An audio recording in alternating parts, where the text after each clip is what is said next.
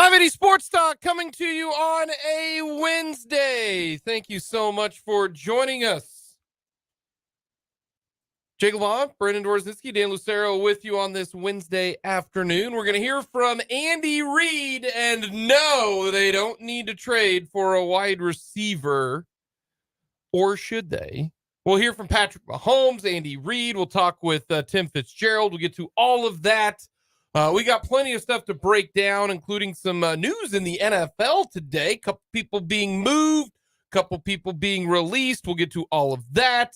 Another edition of One Gotta Go. And Is It Good?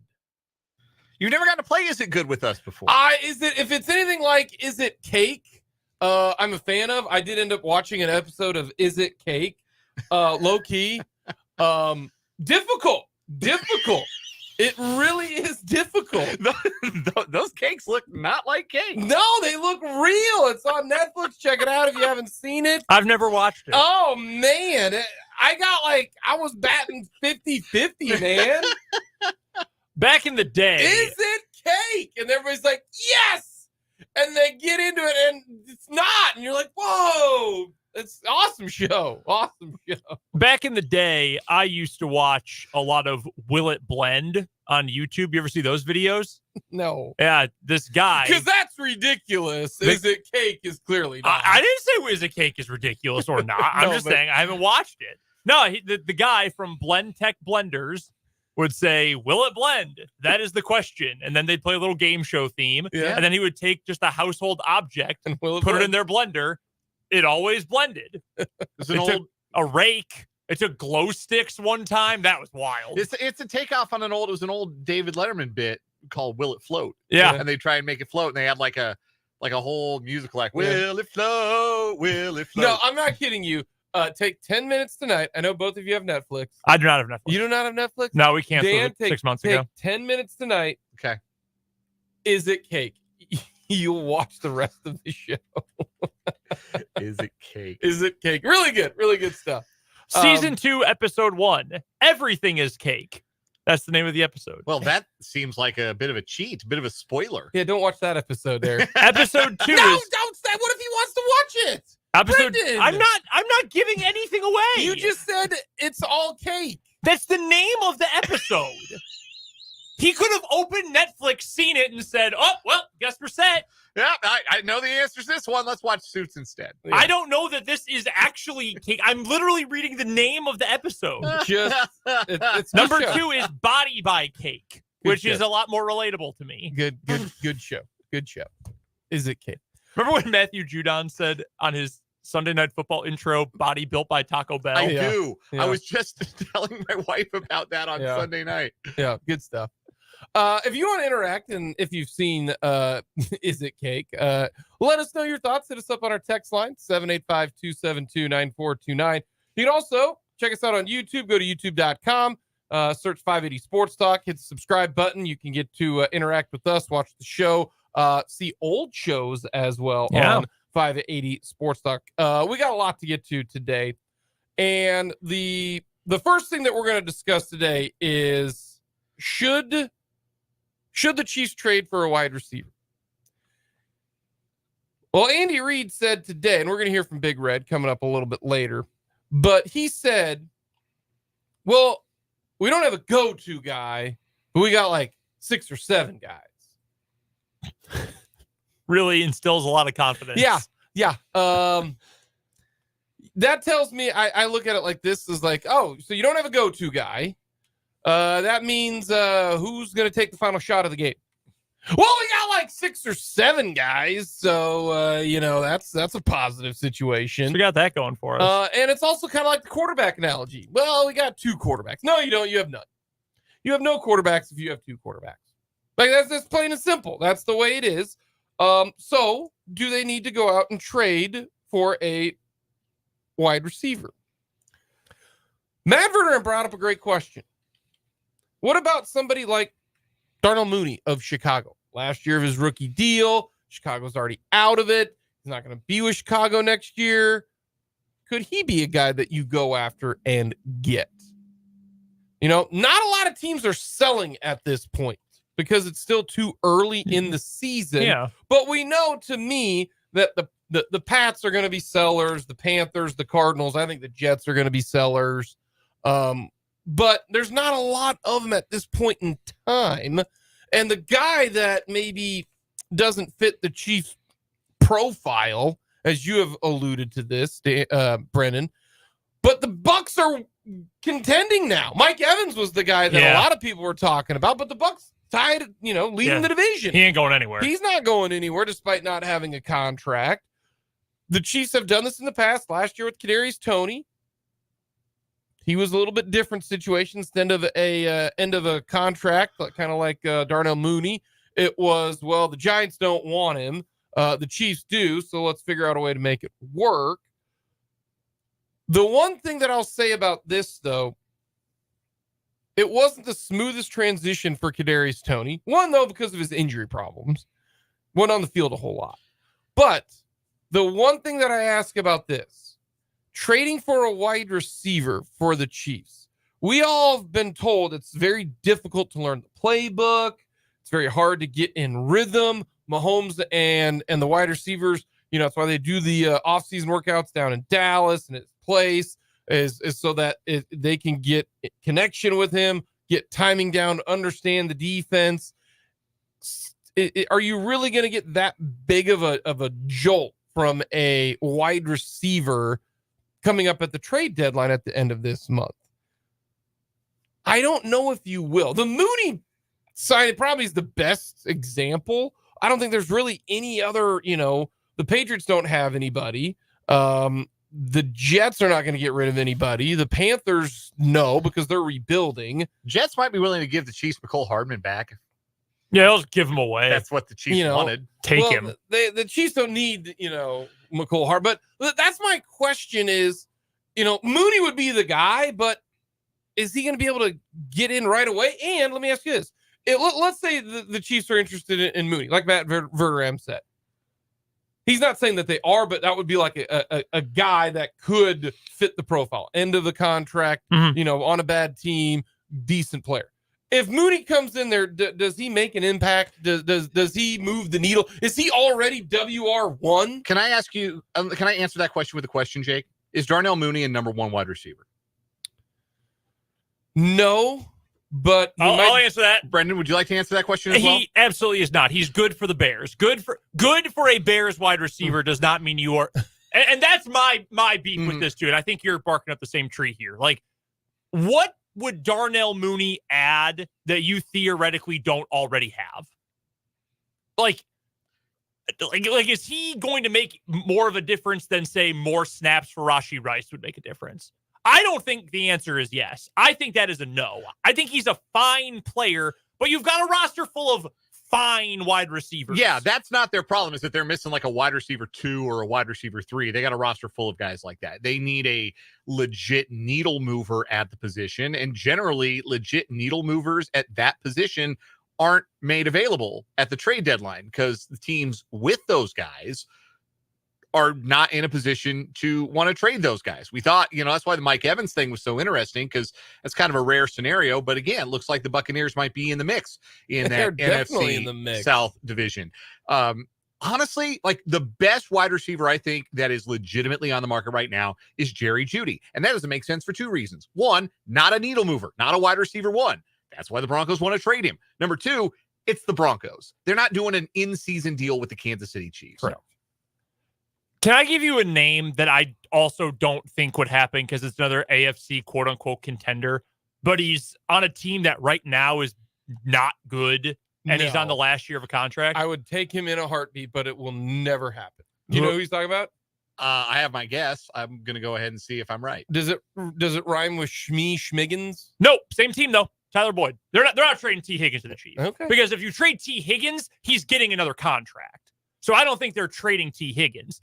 Tyler Boyd, though, I don't think is the kind of player who commands a must-have contract. Now, Tyler Boyd's also not a wide receiver 1, but I do think he is more reliable as a pass catcher than anyone the Chiefs have right now. And that's because Rice is young, and we're talking the non-Kelsey division here, obviously. But Rice is still young and is still working on the hands.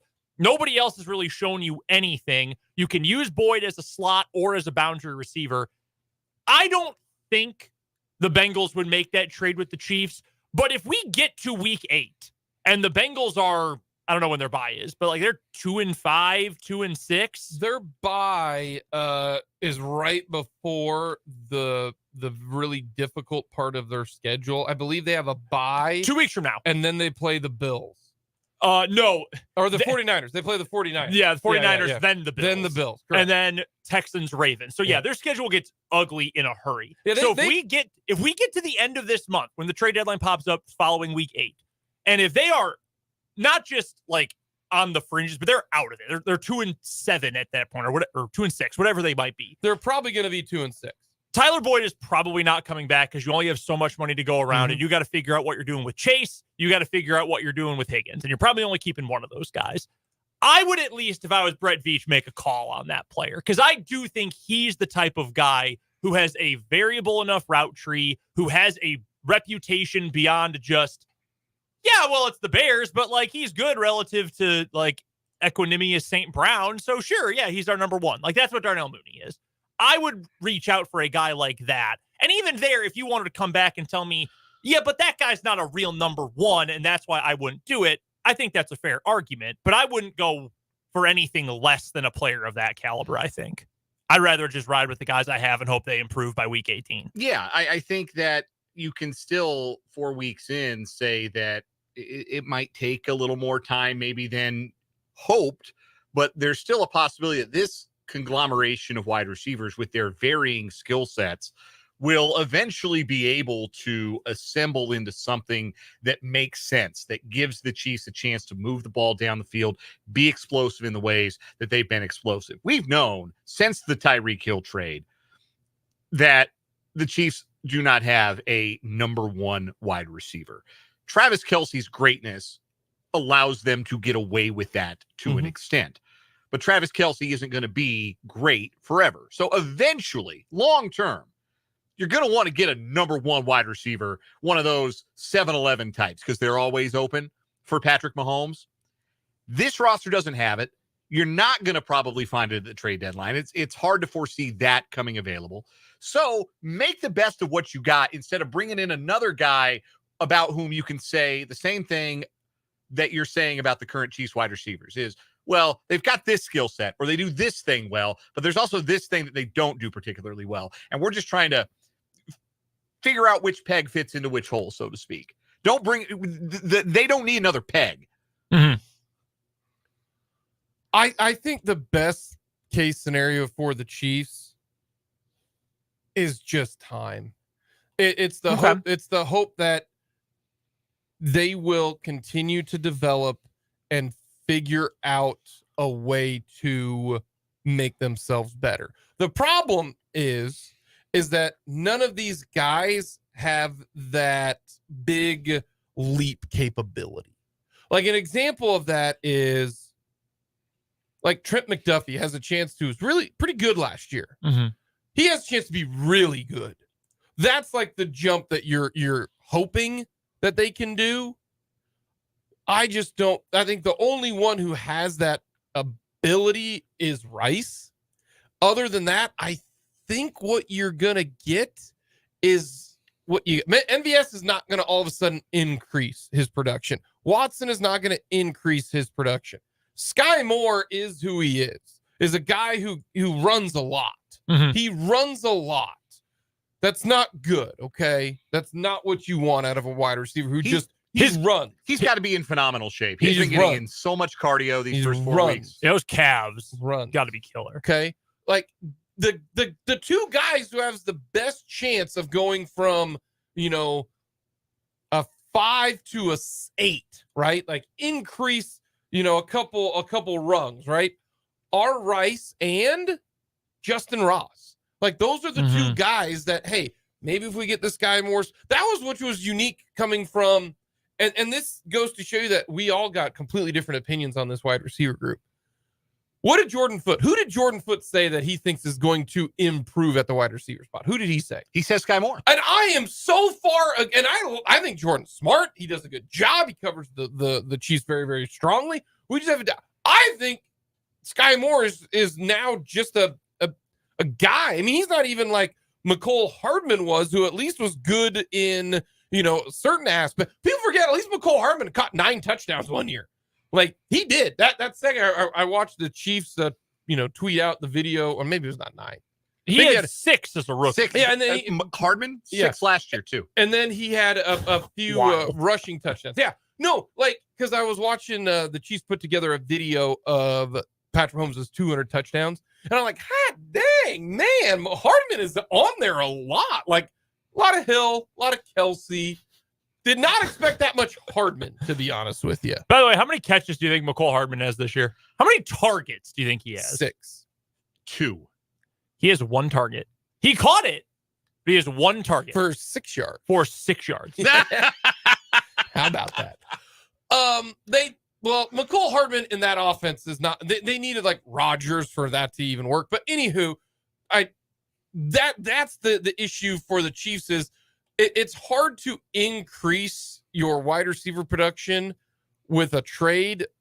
Also for the Chiefs, because their playbook, they're just going to have to get better and understand more. That's why I know it's early and it's 25 games into his career, or not even that. But yeah, I would even put Justin Ross over Sky Moore. Rice can do the same stuff that Sky Moore does. Like, you can put him at the same position. Put him right there. Have him run some option routes in the middle of the field. I don't care if he drops it, but I would already make the pivot from the 3 guys that they've got, and your 4-man rotation, to be honest with you, is Ross, Rice, MVS, and Watson. Like, those are my 4 guys. And I don't even know if Richie James would have maybe made a difference thus far. Yeah, hard to say. I don't know. He's on IR. He won't come back for another 2 weeks. So that's kind of difficult to get to.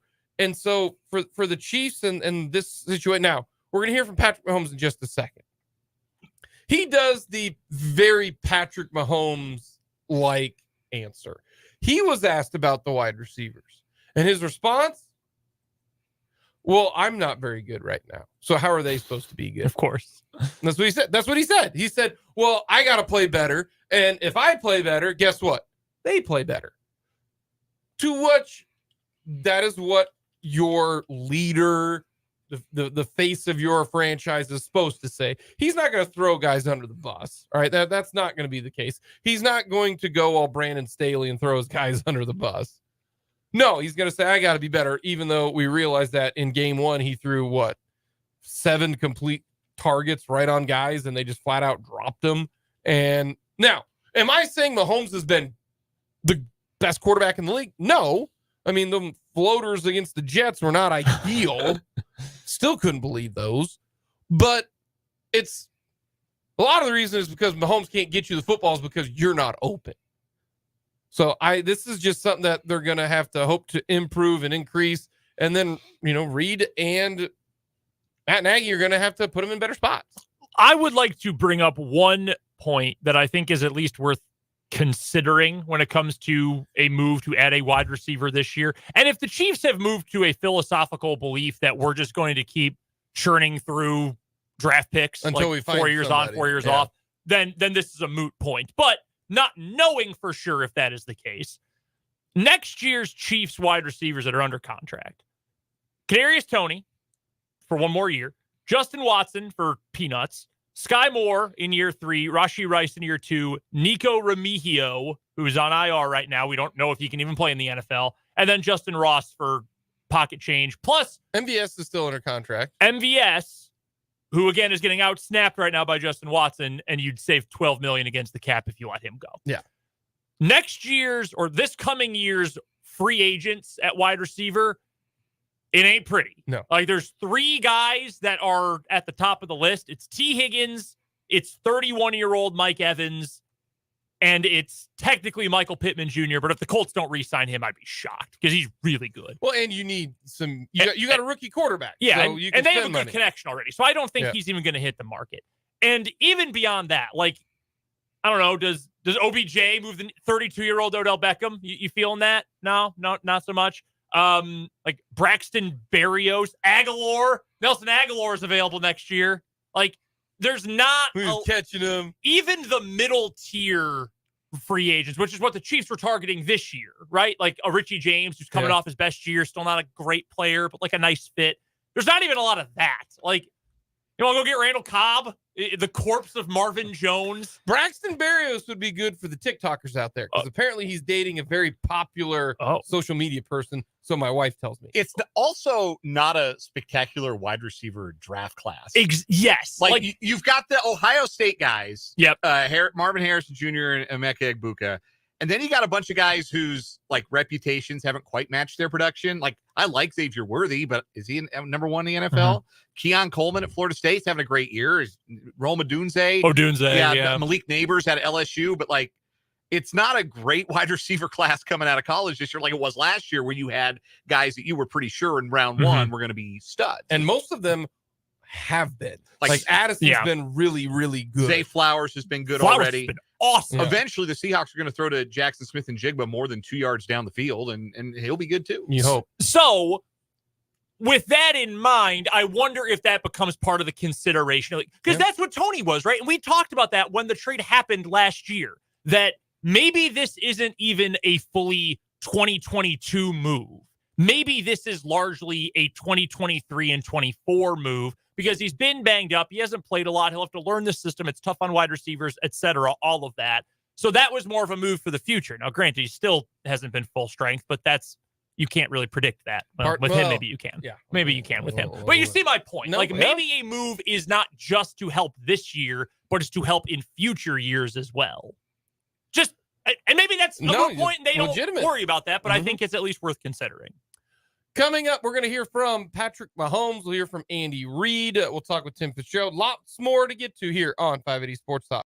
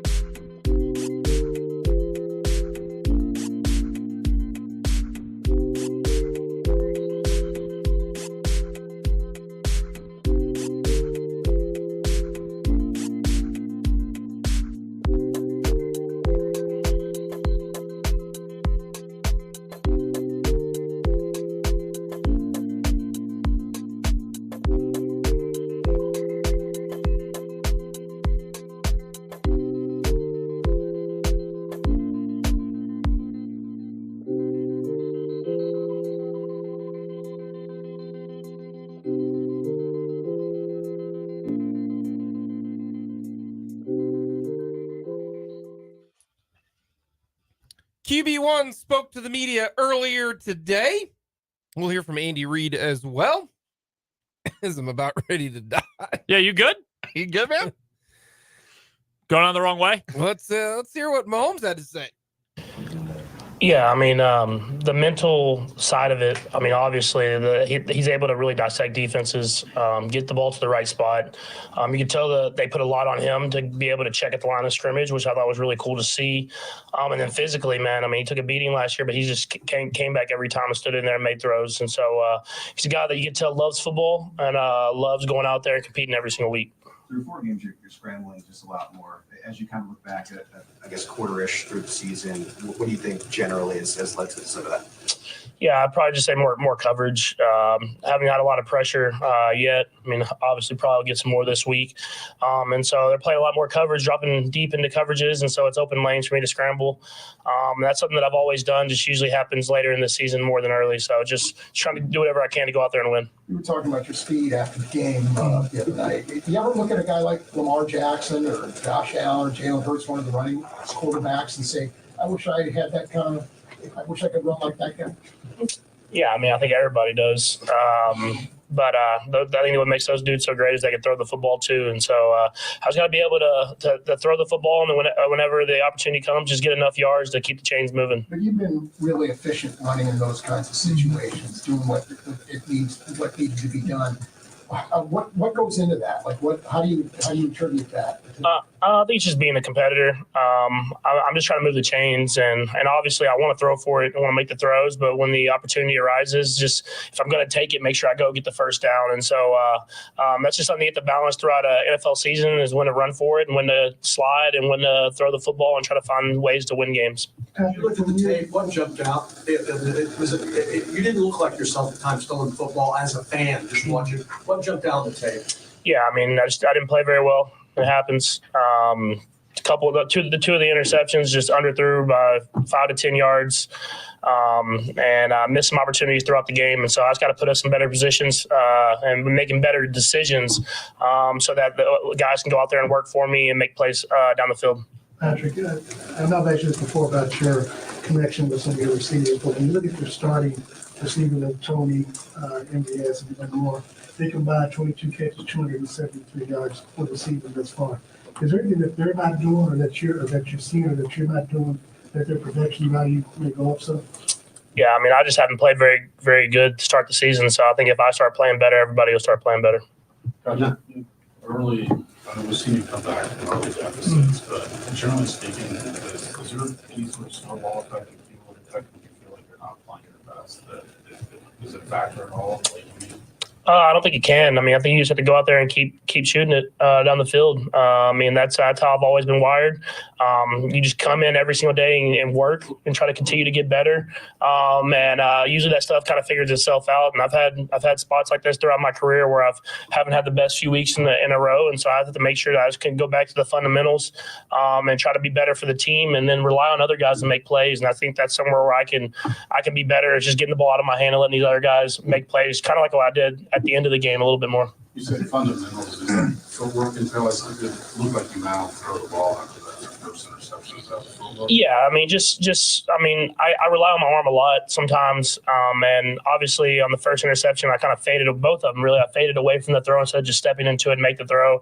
And so that's just myself, just going back to the fundamentals of stuff, is when it's not necessarily coming out of your hand the best way, you have to go back to your fundamentals and get that stuff down before you can try the sidearms and the fadeaway throws and stuff like that. I'll get Reid in a second. What are some of the things that you've seen in ways that he's kind of come along as the season has gone on? Yeah, I mean, he's just learning. He has all the talent in the world. He's just learning how to read coverages, how to be in the progression of this offense. And I think y'all see how talented he is once he makes the catch, and he's moving down the field. And so he's a tough physical runner. He's explosive. I think as the season goes on, he'll continue to get better and better. And what are you seeing from Sky right now? Yeah, I mean, he's the same thing, man. A lot of young guys that are learning as they go. Sky has a lot of talent.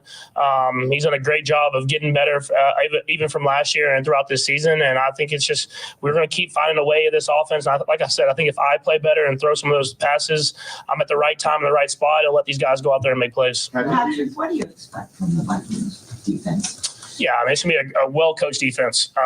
Coach Flores, I've played a couple of times, him as a head coach, him as some coordinators in all different positions. They're very well coached. They're very well of knowing the scheme and being in the right spots. They do a good mix of pressure and dropping out of pressure and try to make it look the same. And so it'll be a great challenge for us. And we'll have to execute at a high level in order to have success this weekend. Minnesota is one of the teams that you haven't beat. Obviously, you haven't played them. Is that something on your checklist to beat every team? I mean, I just want to win every week. I mean, it's not necessarily like beating this team because I haven't played them or anything like that. I just try to go in with the mentality week in and week out of just finding a way to win that game. We did that last week, and now let's try to find a way to win against a really good football team this week. Patrick used the term greedy the other day, and it seems like the vast majority of the time that's your judgment is exactly what you want it to be. I wonder if you could describe, though, how that's a constant work in progress to have the right gauge of it. Yeah, no, it's something that I have to continue to get better and better at throughout my career. I mean, sometimes when stuff maybe not going as well, or if I want to kind of get that deep shot going, I'll try to force it. Whereas there's just times where I got to just throw the ball away or take the check down, and it goes against my nature. But it's something that you have to do at this quarterback position in order to have success. And obviously, I made 2 throws in the game where I got really 3 throws if you count the one MVS on the 3rd and long that I really got greedy and try to throw it down the field instead of just taking the underneath stuff. And so that's just stuff that I have to manage because I want to still have that aggressive nature, but at the same time, take what's there. And it's still just something your whole career will have to kind of keep recalibrating. And is that how it works? Yeah, I think that a lot of the great quarterbacks, I mean, we saw Tom even last year. I mean, he was throwing the ball down the field. You want to attack down the field because it makes defenses have to account for that. And you never want to be stuck throwing the check downs underneath every single time because that's when you can really condense the offense. And we take pride of being able to stretch it vertically and horizontally. And so that'll be something that I'll manage throughout my career. We'll go Todd, Saran, and then Steve to close it up. Pat, I was hoping you could speak to 2 things. One, I know you appreciate elite guys. So just Justin Jefferson, how good is he? And then if you could just, I know that you guys announced the partnership with Boys and Girls Club today. If you could speak to that. Yeah, no. First off, Justin Jefferson. I mean, he's great. I think it's talent, being able to recognize coverages, and I think what people really don't understand is how physical he is catching the football. If you watch the games, man, I mean, he'll go up there and get it. He'll put his body on the line. You can tell he loves competing. He loves winning. And so I think that's what makes a lot of great players in this league, and that's why he's had so much success so early in his career.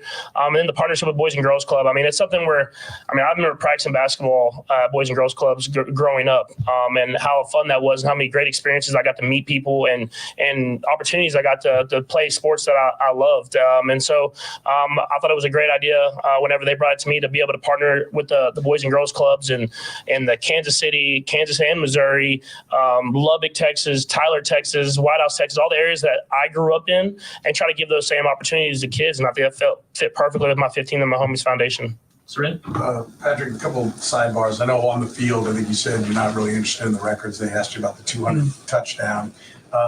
But you moved one in front of Alex Smith. I'm curious if he called you, if you knew that he was at 199 and that passed him. I did not know that. He didn't call me, but no, that was I love Alex, man. So maybe I'll text him now, I guess, now that I know.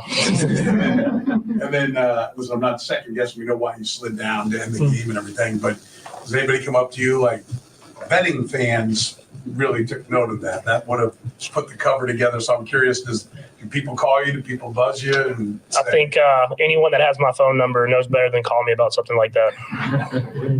Steve?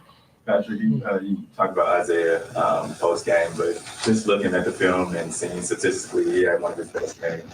What do you see from him going forward as he hit that game into push the season? Yeah, I think that's what makes this team so great. And it's a great job by Brett Veach and Coach Reid of bringing in great players. Is even when I'm not playing my best, we got guys like Isaiah who can dominate the run game. We got an offensive line that can block the run game. We got a defense that can play great defense throughout the first 4 games of the year. And so it's not all on my shoulders to go out there and win the football game. I can just rely on my teammates to do stuff. And so throughout that game, last game, I mean, Isaiah was working. And even though we might have some of those RPO advantage throws, whatever you want to call them, it's like, man, let's just give this man the football and let him go. And he accepted the challenge. And that's what makes this team great. Like I said, is that it's not just me, it's everybody. And I think now we're really seeing that as these first 4 weeks have kind of went through. And Coach mentioned consistency. How hard is it for a young guy to be consistent? Yeah, I mean, if I've ever seen a young guy be consistent as that guy, I mean, it's like you have to calm him down because he wants to go as hard as he can every single play, and that's what the great ones do. And, I mean, I don't know if y'all saw, like, he scored a touchdown, but I don't know if his feet ever landed in the touchdown because he, like, jumped all the way. I mean, that's his energy every single day, and just as much in the locker room, in the meeting room, and then on the practice field and on game days. And so I don't think we have to worry about him being consistent. That is what Patrick Mahomes had to say to the media today. He did say I'm not playing well. And if I'm not playing well, how can I expect them to play well? I mean, he's not wrong. He's not wrong. He's not playing as well as he normally does, but is that because he doesn't have as many wide open guys? That could be part of it. Yeah, I think he also is. I mean, he's probably pressing a little bit because it's not coming as easily as it has come in the past. And also, I mean, it's a learning curve. Like you haven't made this much change, even for all-time greats. There are learning curves when things change. I mean, Tom Brady had to go through that stuff at times. Peyton Manning had to go through that at times. Although, granted, he had a Hall of Fame receiver with him pretty much every single year of his career, pretty much. Because Marvin was there before he wasn't he? And then he had Reggie Wayne, who is eventually going to be in the Hall of Fame. So, I mean, every quarterback goes through stuff like this. Hell, Peyton Manning had one of the worst rookie seasons as a starting quarterback of anyone ever. What did he throw? 24 picks, something like that? I thought it was even more than that. For some reason, 28 stands out in my mind. It might be. And they went 3-13. Yeah, 28 picks. And how many 26 touch? I mean, he did throw 26 touchdowns. That's pretty impressive. But still, like, it's, people go through this. Nothing to fret over. Remember, we all thought Mahomes was in a slump 2 years ago when they had that bad month. The Chiefs started 3-4, and it's not as though like you don't bat 1,000 every game. Sometimes you go 0 for 4, and I don't even think Mahomes has gone 0 for 4. Maybe maybe there's been some games where it's been 1 for 4 with a single and a couple of strikeouts. That's not characteristic of him. It hasn't been characteristic Patrick Mahomes play, but it's like we talked about yesterday too. The standard is just so high because of the impression he left in 2018. The standard is almost, if they don't score on every drive, it's what's wrong with the Chiefs. What's wrong with Mahomes? What's wrong with this offense? That's a tough standard to live up to week in and week out when that's what you do your rookie year. And I would argue that they didn't necessarily live up to that standard last year, and Mahomes won the MVP and they won the Super Bowl. So are you saying you got to stop they're going to win the? I'm just saying, if you're grading on the 2018 curve, you might be disappointed for the rest of Patrick Mahomes' career. He might have careered it right out of the gate, but that doesn't mean he can't be great, double plus great in many games and many years to come. I also think that he doesn't have to be as good this year, because I think the Chiefs defense is pretty good. It's just a bummer that the time that the Chiefs defense is pretty darn good, that this is when the offense is not, as of today on October the 4th, humming at the same level that it was last year or the year before.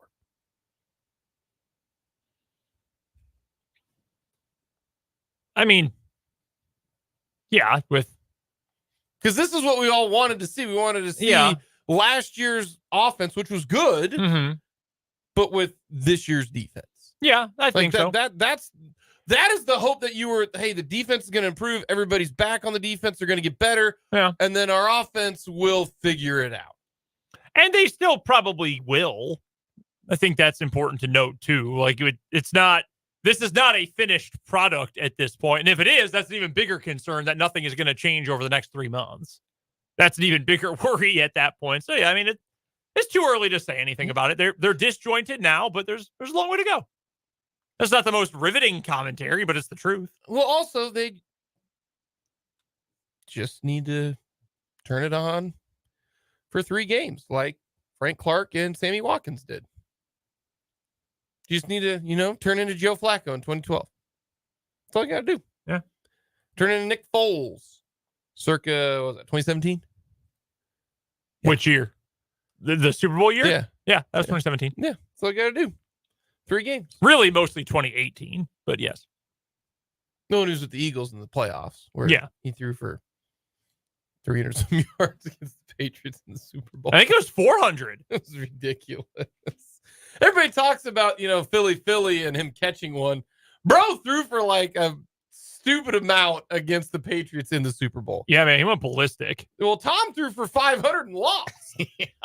That's incredible. And then Was the next year that was the dullest 13-3? Yes. Just slog of a That was game. the final. Was it 13-3? I believe it was Ah. 13-3. Yes. God. Just the worst game in the world. That has to be the worst Super Bowl ever played. Nick Foles, 28 of 43, 373 yards, 3 touchdowns, 1 pick.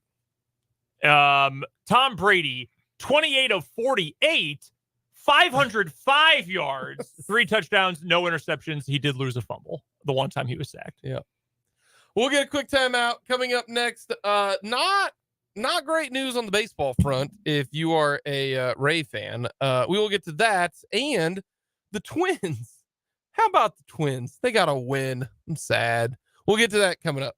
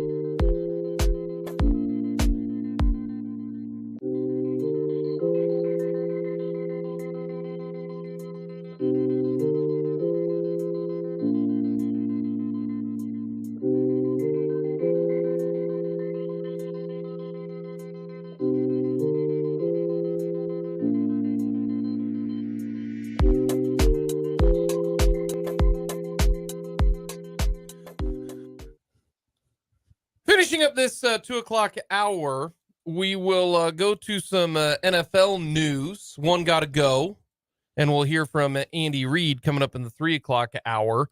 Major League Baseball going on today, but I want to talk about what happened yesterday. Not about the Twins exercising the demons, even though it is kind of cool to see how excited they were to win. You know what I mean? That's kind of cool. Yeah, it clearly meant a lot to them. Yes, that's kind of cool. Even though I did not want them to win because I thought that was hilarious that they've gone 18 straight games. But playoff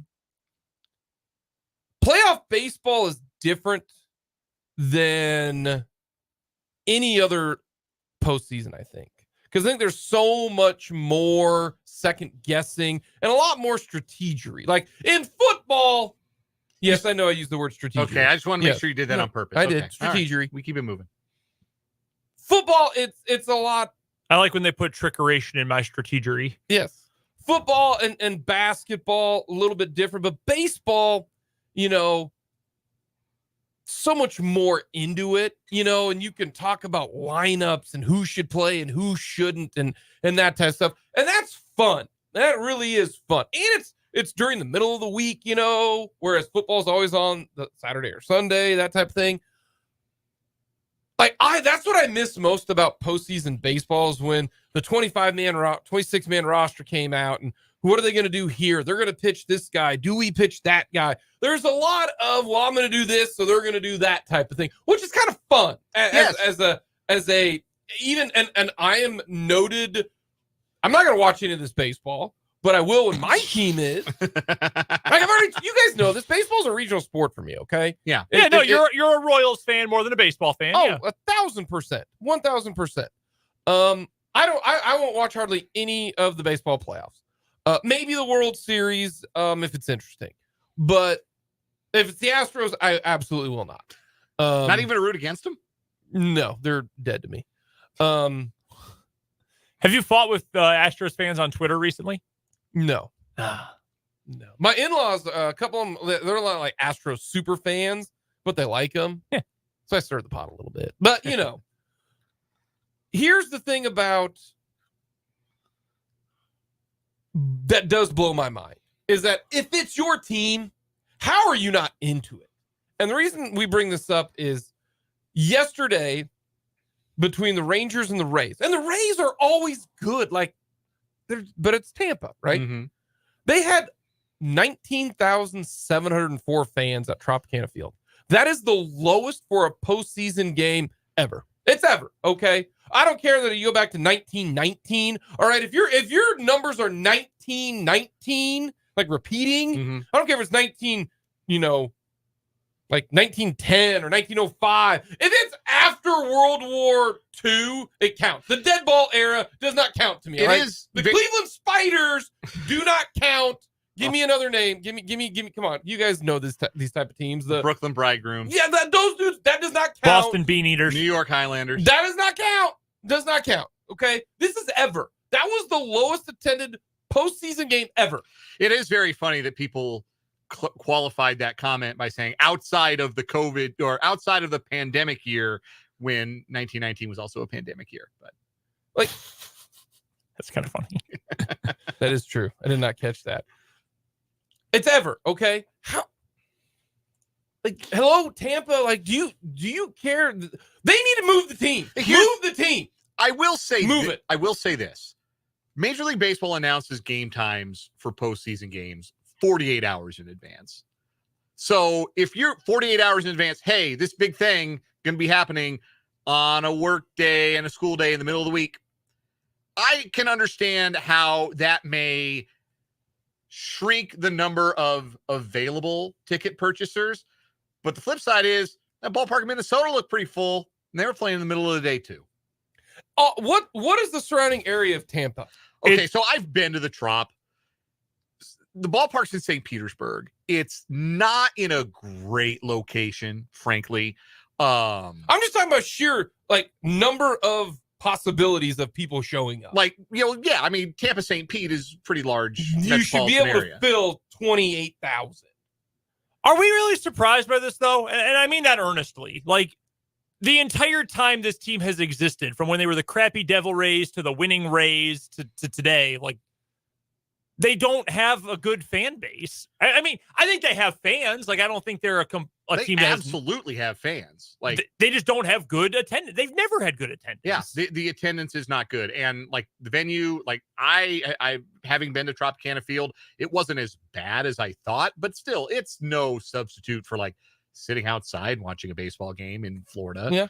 It's not. And it's not in the easiest place. I think there's only one interstate that you can take. When I went this summer, I was staying with my family in a resort town. I was staying with my wife and her family. We were in a resort town on the West Coast, the Gulf side of Florida, south of Tampa St. Pete. And you got to take residential roads to get to the ballpark. There's not an expressway that you can just easily jump on that's going to get you there. There's the one interstate. That's about it. And that's not easily accessible from all sides of where you might be from and want to go to the ball game. So I get that it's not it really isn't. I can see, I used to roll my eyes about that and say, well, it's not easy to get to. What do you mean it's not easy to get to? It's in a major American city. Okay, I kind of get it. There are, comparing it to Kauffman Stadium, yeah, I know there's only one interstate, but there's a lot of ways to get to that interstate. Coors Field is very easy to get to, relatively speaking. I understand the complaints, and I understand all of that, but there have been lots of ballparks that weren't the greatest ballparks in the world that have been full of rowdy fans excited for postseason baseball, because that's what it makes it feel like. It makes it feel like you're not excited. And maybe Rays fans have been to this and been in these playoff rounds so often and not one that fans are like, yeah, we'll believe it when we see it. Get to the American League Championship Series. We'll believe it when we see it. I'm not surprised that they got 19. It's wild to me. Like, yeah, it's low. It definitely is low. Crazy to me. Coming up, we got a lot more to get to. We'll talk some big news happening in the NFL to start the 3:00 hour.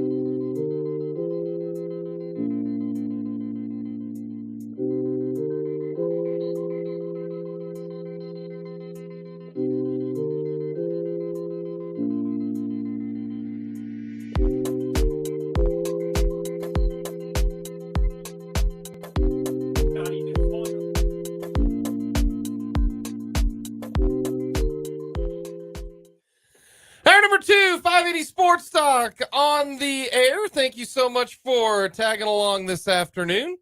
Jacob Bond, Brendan Orzinski, Dan Lucero with you on this Wednesday. It's a Wednesday today. We'll get there eventually. We got Thursday tomorrow, and then it becomes Friday. We got plenty to get to. Don't forget the key word for this hour, smile. SMILE.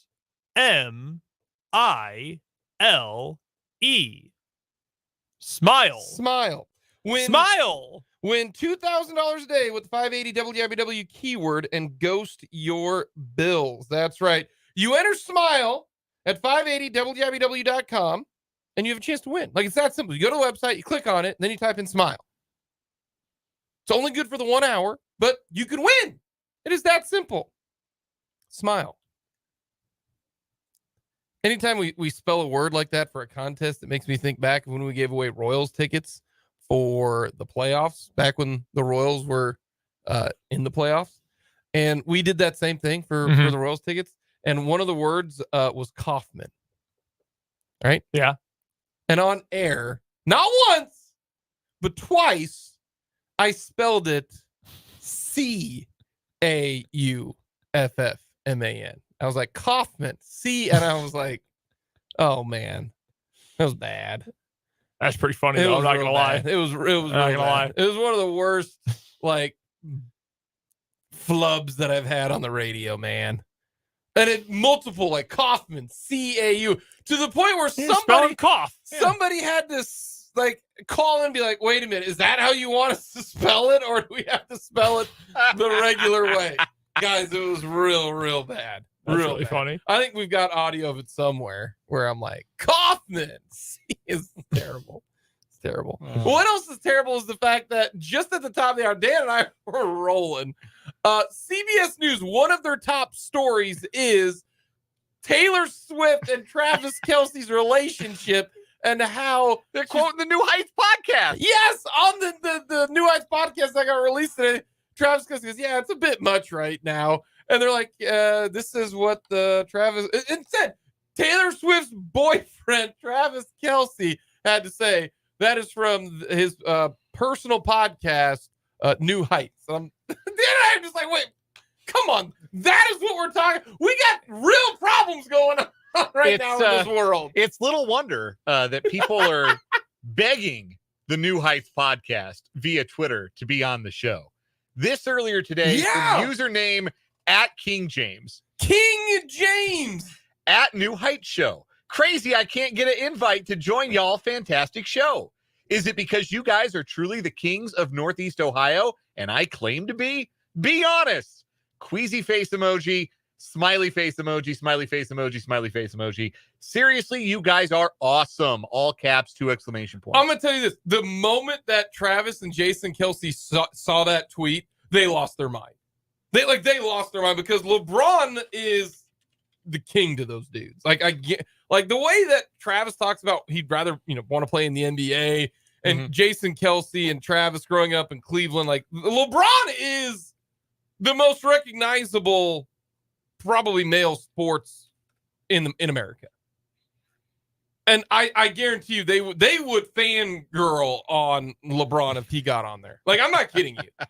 What is right now the #1 podcast in America? Most listened to / downloaded podcast. Well, it was New Heights last week. No was about it. It is on both Spotify and Apple this week. It is the most downloaded podcast in America. After they made, the whole Taylor Swift, Travis Kelce deal from Arrowhead, it was a monster. The Swifties are all about it. The Chiefs are America's team now. Sorry, Dallas. Hey, Us Weekly. I think it's Us Weekly. It's not US Weekly. US Weekly was a very different magazine. Us Weekly had a story with 6 different sources claiming that Taylor is really enjoying the relationship. She thinks he's hot. She's having fun. She thinks this could go places. There were 6 sources. There's still a lot of people who think it's Were any of them named? No. A bunch of my friends text me, Jake, this really isn't a serious relationship, is it? This is a PR stunt. This is like, there are so many people who think this is a complete sham and a mockery, a shamockery, if you will. You know, Abby and I had a conversation about this the other day, specifically about the Sunday Night Football broadcast and how much they were putting Taylor Swift on TV. And she swayed me a little. I already thought it was the real thing because, like, Taylor Swift doesn't need. Oh, Abby's on team fake relationship? No, she thinks it's a real thing. Okay. No, we were just having a discussion about, like, why so many football fans openly are like, ew, a woman? Yuck. Like, we mostly had a discussion about that. But I went from, like, yeah, it's probably real. It's like, no, this is definitely Taylor Swift does not need PR. That's what I'm saying. Although I will say, I saw a tweet earlier today that legitimately had me laughing out loud.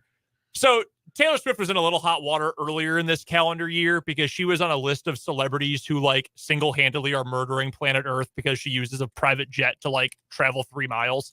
Like, her private jet usage is as high as, like, the Queen of England. Well, King now. Now, if you Google Taylor Swift jets, all you get is football. So I saw someone say that this is actually just a big cover-up for her environmental disaster. That's even better than the guy yesterday who was tweeting that I think the NFL is behind this relationship, this PR relationship, because look, all of Taylor Swift's concerts were at NFL stadiums. Interesting. Yeah, real interesting that the biggest pop star in the world would play at the biggest venues in the biggest cities in America. That's crazy. By the Dan, way, you're speaking in logic. Come on now. By the way, I'm just going to share this, and this is not going to be news to anyone. I'm looking at the Spotify podcast charts right now. You know who really likes podcasts? Women. Oh, yeah. Yes. Like, that's not breaking news. Yes. Number 1, Travis Kelce and Jason Kelce, New Heights. Okay. Yeah, there's a joint gender, listenership there. Number 2 is the Joe Rogan Experience. I don't know if a lot of women are listening to that one, but no, probably not. But after that, Hot Mess with Alex Earl. I don't know what that is. No, but that's the gal who's with Braxton Berrios. Oh. So, okay. They got an NFL audience for that? All right. No, because my wife, who pretty good actually at her fantasy football team, actually, shout out to her. She's pretty good at it. Alex, A-L-I-X. And she's a big person like that. And she was asking me about, I picked Alex's boyfriend. And I was like, who's Alex? Who is Alex? Yeah. And she was like, no, it's the really popular. And I said, I got nothing. She goes, no, she dates a wide receiver for the Dolphins. And I rattled them all off. And I was like, Berrios? She's like, yeah, that guy. And I'm like, oh, my goodness. According to this article on hercampus.com, the two are just friends. Okay. We'll see about that. Just saying. But yeah, then there's a murder podcast. You know, women love murder podcasts. Yes. That awful Call Her Daddy show, as like the most toxic thing in American culture. Pretty Lonesome with Madeline Argy. That's a woman. I don't know what that show's about. And we've got another murder podcast, number 7. Got another like female culture podcast, number 9. A lot of murder shows. We got murder shows all up and down here. Yeah. That's one I don't get. Like, I can get into a documentary that's, crime related, but I'm going to drive to work at 7 a.m. and listen to murder. I can't do that. No, yeah. From the text line, over under how many episodes until LeBron is on New Heights? Until they can connect and they both have the same off time. Yeah. That's the answer. Yeah. The agent reaching out to agent, they'll get that done. Yeah. LeBron's got training camp right now. This is as unbusy as he'll be for a while. Like, yeah, make it happen. It'll be on a Tuesday because that's the NFL's days off. Now, it won't be this coming Tuesday because the Chiefs play Sunday and then they play Thursday, so we won't have time this week. So if you want to go over under and take our texter out of the 785 very serious, I'm going to say the soonest it'll be watchable will be like the 20th, but maybe even later because the 17th would be the soonest it could happen, would be my guess. It'll have to happen soon probably since LeBron is going to be playing soon. Yeah, I would say within the next 3 weeks. Yeah, I think that's fair. This has been talking pop culture. I literally cannot do anymore. I have tapped out my pop culture knowledge. No, you got more, man, because you're in with the Housewives shows. Yeah, I mean, I have some knowledge there. Yeah, you got more than I do. My wife doesn't watch that. She doesn't watch those? No. Yeah, I mean, not that I know of. Granted, she works from home. Oh, well. So maybe. My wife watches shows like Sweet Magnolias and Virgin River on Netflix. And one time I said, aren't those shows basically the same? And she almost wouldn't talk to me. I haven't even heard of those. I haven't either. What Sweet Magnolia and Virgin River? Yes. Sweet Magnolia was a movie with like Tom Cruise. Steel Magnolia. That's Steel Magnolias. Easy mistake to make. I have made it also. Diabetes, major plot point in that movie. No, this is like, they're just like comfort Steel food. Magnolia. Those are comfort food TV shows about functional relationships and people who are friends in bucolic settings. Like, they're nice. I think they're very similar. Apparently, they are very not. Virgin River is what we called it when my friends and I went camping in high school. From the text line, another good one. Who would get more views? LeBron James or Taylor Swift coming on New Heights? Taylor Swift is not even close. Folks, she is the most popular person in the world. Yeah. And it's not close. And her fans consume everything that she does. Like, you think you're a fan of the Chiefs, right? But you don't listen to every Chiefs podcast. Like, you have the time. You don't sit down and listen to back episodes of Only Weird Games or the Arrowhead Pride podcast or like. Well, they're not even like soccer. Premier League soccer fans are kind of how I would relate like Swifties. Like Premier League, even more intense. No, like it's the intensity. Every morsel of content that is Taylor Swift adjacent, they consume. It is their personality. Yeah. All right. Well, I do want to get to some news here when it comes to the NFL. Oh, is there football on? Are we doing a sports ball on this show? Yes, we are doing sports ball. I don't know if you guys realize this, but today basically was the day that it came to fruition that everything that the AFC West tried to do to slow down the Chiefs definitely didn't work. Yeah, I gave up on it. Do you remember how many moves like we got to get to Mahomes, we got to slow Mahomes down, we're gonna do this, we're gonna do that. They traded Tyreek Hill. This is our window. Like, they're rebuilding. And every move that every one of these teams has made has not worked. First of all, Fulton is not here, and he can't defend himself. And I'm so sorry. I miss you, Fulton. Don't worry. He was tweeting about it today. So J.C. Jackson played for the Patriots. Fulton's guy. Fulton's boy. And he got traded to the Chargers. He was like, this is not good. He's really, really good. Well, the Chargers traded him back to the Patriots because, one, he wasn't very good for the Chargers. Maybe he can only play well under Bill Belichick's system. The Patriots needed help. I don't know why. They're not going to do anything. So they lost J.C. Jackson. You can tell he was one of Fulton's true guys because Fulton was on a first-name basis with him. Yeah. He tweeted today, last year was a bummer, mainly because of injuries, but JC has looked more like himself this season when he can actually be on the field. Also, I would like to point out that his previous tweet said karaoke might be the worst thing ever invented. I need to know what Fulton was doing last night. I need to know. Let's get him on the show. So J.C. Jackson no longer with the Chargers. Randy Gregory, the defensive end for the Broncos. I tell you what, I cannot believe. I am truly, honestly shocked that giving a lot of money in a long-term deal to Randy Gregory didn't work out. Yeah. I can't believe 16 and a half career sacks, a litany of injury and suspension history. Yeah, let me give him 5 years and $70 million. $70 million. He is now cut. George Payton, get your resume ready. It takes a lot to be specifically the worst 5-year, $70 million contract in Denver sports history. Look up Ian Desmond's baseball reference page if you want to get that joke. But Randy Gregory clears the hurdle. Yeah. Totally useless. Terrible, but 3 sacks. 3 sacks in his Bronco career. He got replaced by Nick Bonito and then just said, I'm not showing up anymore. Yeah, Nick Bonito balled out Yeah. on Sunday. Yeah. I'll give him credit. Yeah. And then Chandler Jones, who, man, that guy's in a rough spot right now. No kidding. Did you guys see his like tweet fest where he was like, hey, I'm going to the strip club. Don't worry about me. They got me. All right. But Chandler Jones signed a monster contract and they released him today. Like the 3 biggest signings 2 years ago to slow down the Chiefs are no longer there. No longer there. I find that absolutely hilarious.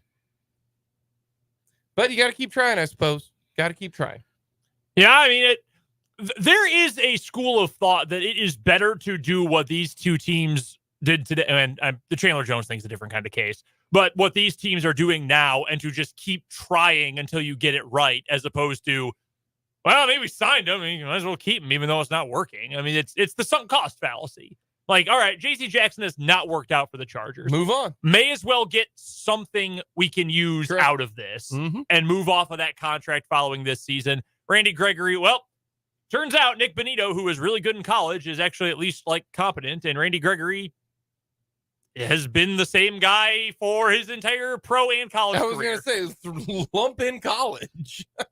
Started a fight on the field during a game last year. Yeah, and so now all of a sudden, four games into Sean Payton's first year. Again, the coach that you were so sure you were him away from being a contender, you traded a first and a second round pick for the privilege to interview him and make him your head coach.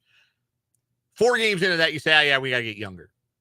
So I wonder who's more excited about that. Sean Payton, who's got to be thinking, like, I came out of retirement for this. No, Sean Payton's thinking, I'm getting paid $17 million, man. Dude, $17 million. He's got that Walmart money. So you probably don't watch pregame shows because you have small children. Yes. And I know you don't watch the Fox show. I don't. I always watch the Fox show. Even though Terry Bradshaw can barely make a sentence anymore, I still watch the Fox show. And they were just doing rapid fire headlines on Sunday morning this past week. And they get to the Broncos. And Kurt Menefee says, do you think that Sean Payton misses us? Think that he misses being in the green room with us? And Howie Long says, I bet you every morning he wakes up and thinks, that catering in the green room was so good. And then they all start laughing and he says, I prayed for Sean. And then he goes, no, I'm serious. Last night I prayed for Sean that he is doing okay. And he was totally serious about it. He's doing fine. He's got $17 million coming this year. He's got the money. All he has to do is put up with a locker room full of players he hates. So that's one guy having a bad time. You know who else I bet had a bad time today when he saw that happen? Frank Clark. Because Frank Clark doesn't have as much money coming to him on his contract. He's got to be looking around like, what? We don't want the old guys anymore. What do you mean? Yeah, we're going to focus on new players. Frank Clark, who hasn't played the last 2 games with good injury, is probably staring around like, what? This is news to me. What's my guaranteed contract? Am I going to get paid? Yes, you will. I know we don't do odds makers. That was a mic'd up game. Yeah. But if I were to ask you the odds that Frank Clark wears a Chiefs uniform again later this season, I would put them at higher than 0. Playoff Frank Clark. That would be pretty funny. Playoff Frank Clark. Yes. He is guaranteed all of his money. That's what, $4 million? $5.4 million guaranteed at signing. Yeah. And 4.2 is a signing bonus. He ain't gonna play beyond this year. Okay, it's all void years in his contract after this one. So I think he'll make it. Otherwise, they're just losing money. I mean, I guess they're losing money on Gregory too, but it's Walmart money. The pocket change for the Walton Penner Group. Who does Gregory sign with? This is the fascinating part of all of this. Like J.C. Jackson is going to end up with New England and he'll fade away because they stink. But like Gregory's got talent. He can't ever stay on the field. He hasn't produced up to that contract, or they would have kept him. The Ravens. Okay. That's interesting. That's an interesting thought. They need pass rush help. Miami could use pass rush help. Yeah, they could. They could use anybody on the defense right now that's better than what they got. Yeah, Bradley Chubb, not been great. And with Jalen Phillips hurt too, that obviously is not a great situation for them. I actually think the J.C. Jackson addition, I think that's going to work out to whatever extent you consider it working out for the Patriots, because Christian Gonzalez is likely out for the season. Yeah, which is a huge bummer. But J.C. Jackson, I don't think it was he got to Los Angeles and just couldn't play football anymore. It was a scheme fit. He was wrong fit. Mm-hmm. And that's an evaluation error that should probably be very heavily questioned there in Los Angeles, but he'll get back in a scheme he's more familiar with. I bet he plays well. I do. Yeah, I'm with you there. I bet he gets back to form. I do. Coming up next, we got One Gotta Go, and then we'll hear from Andy Reid.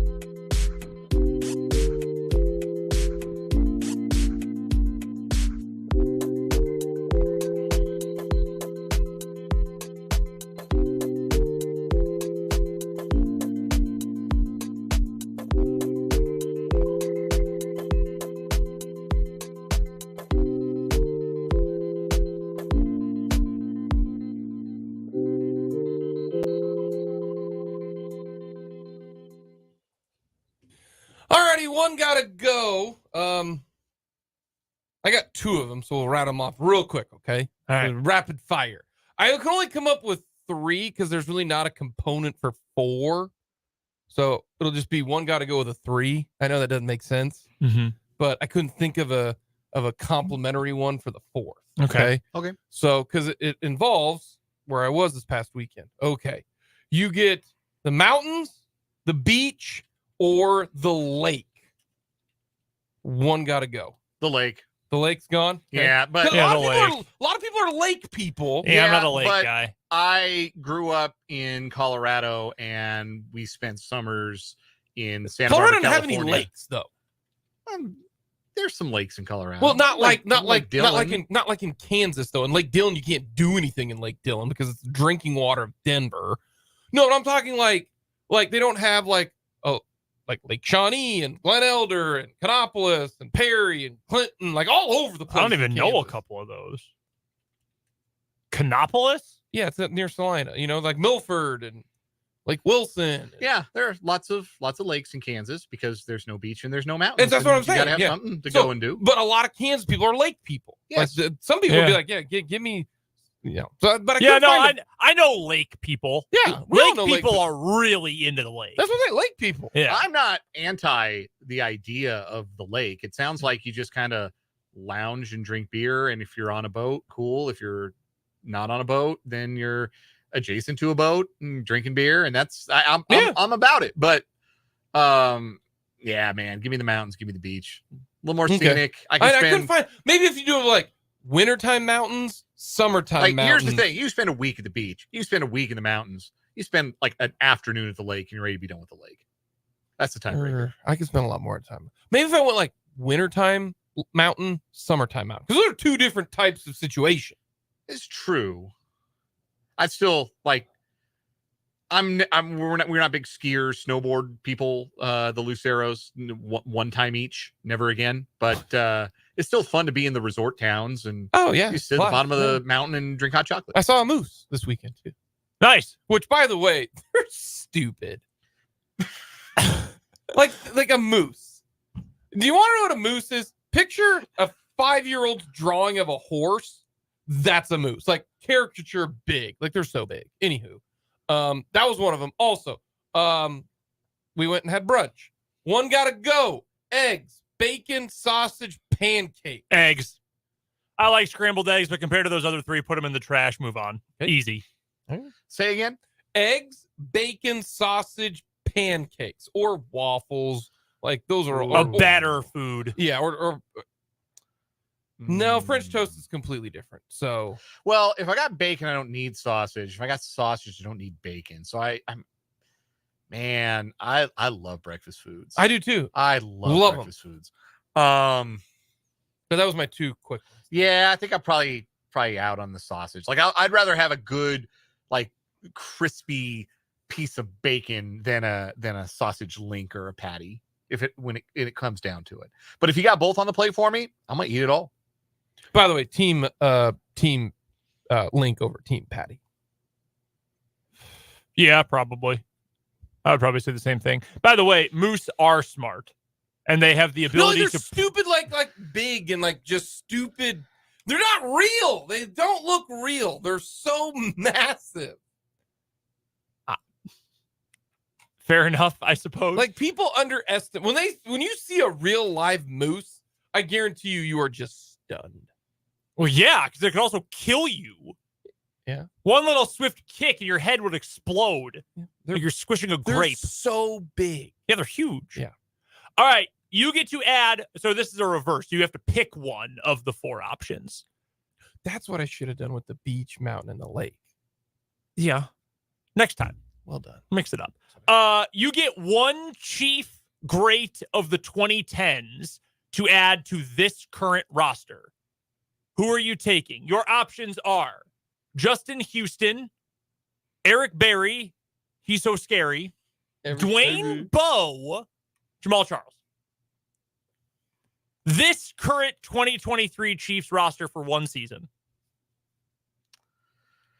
I'm between Barry and Charles. Yeah. Because I feel like Barry fits a need, but Charles. Are we talking like peak? Yeah, but if I get. Yeah, you're getting them at their best. If I'm getting prime Jamal Charles behind this offensive line. Jamal Charles.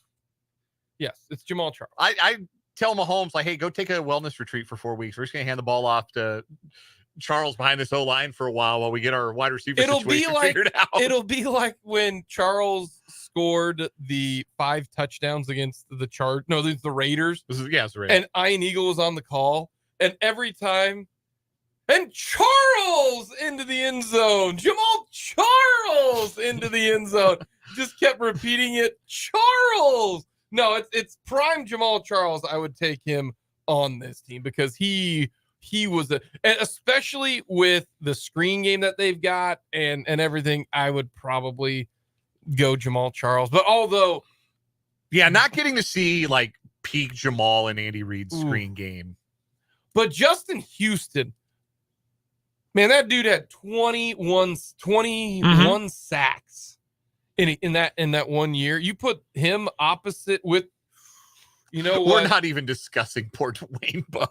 Dwayne Bowe had skillets for hands. You bring him up because like he had a number 1 wide receiver caliber season, which we don't know if anybody on the current roster is capable. Exactly. And I thought that's where the intrigue was, that there's no number 1 on this team right now. He also adds size that the Chiefs don't have right now. But no, I think all arguments are fair. Yeah, Dwayne Bowe is a fine player. The other 3 guys were like superstars.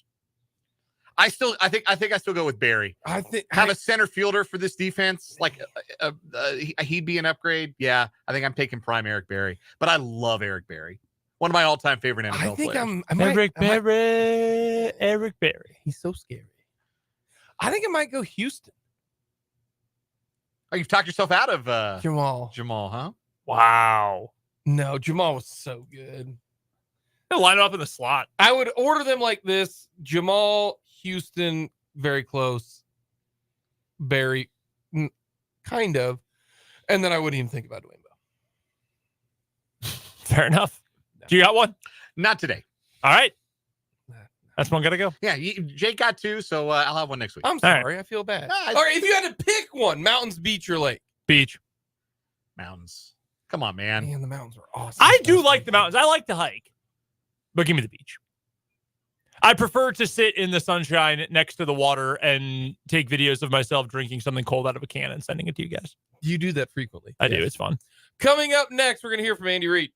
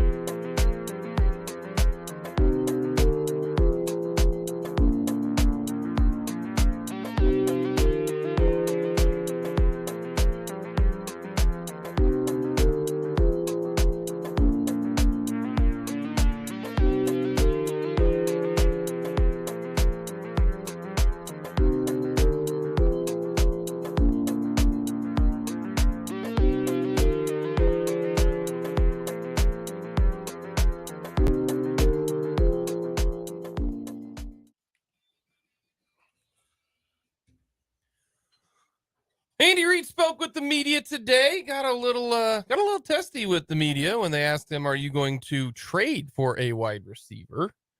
To which good friend Kent Swanson of the KC Sports Network then showed a photo of Kyle Pitts.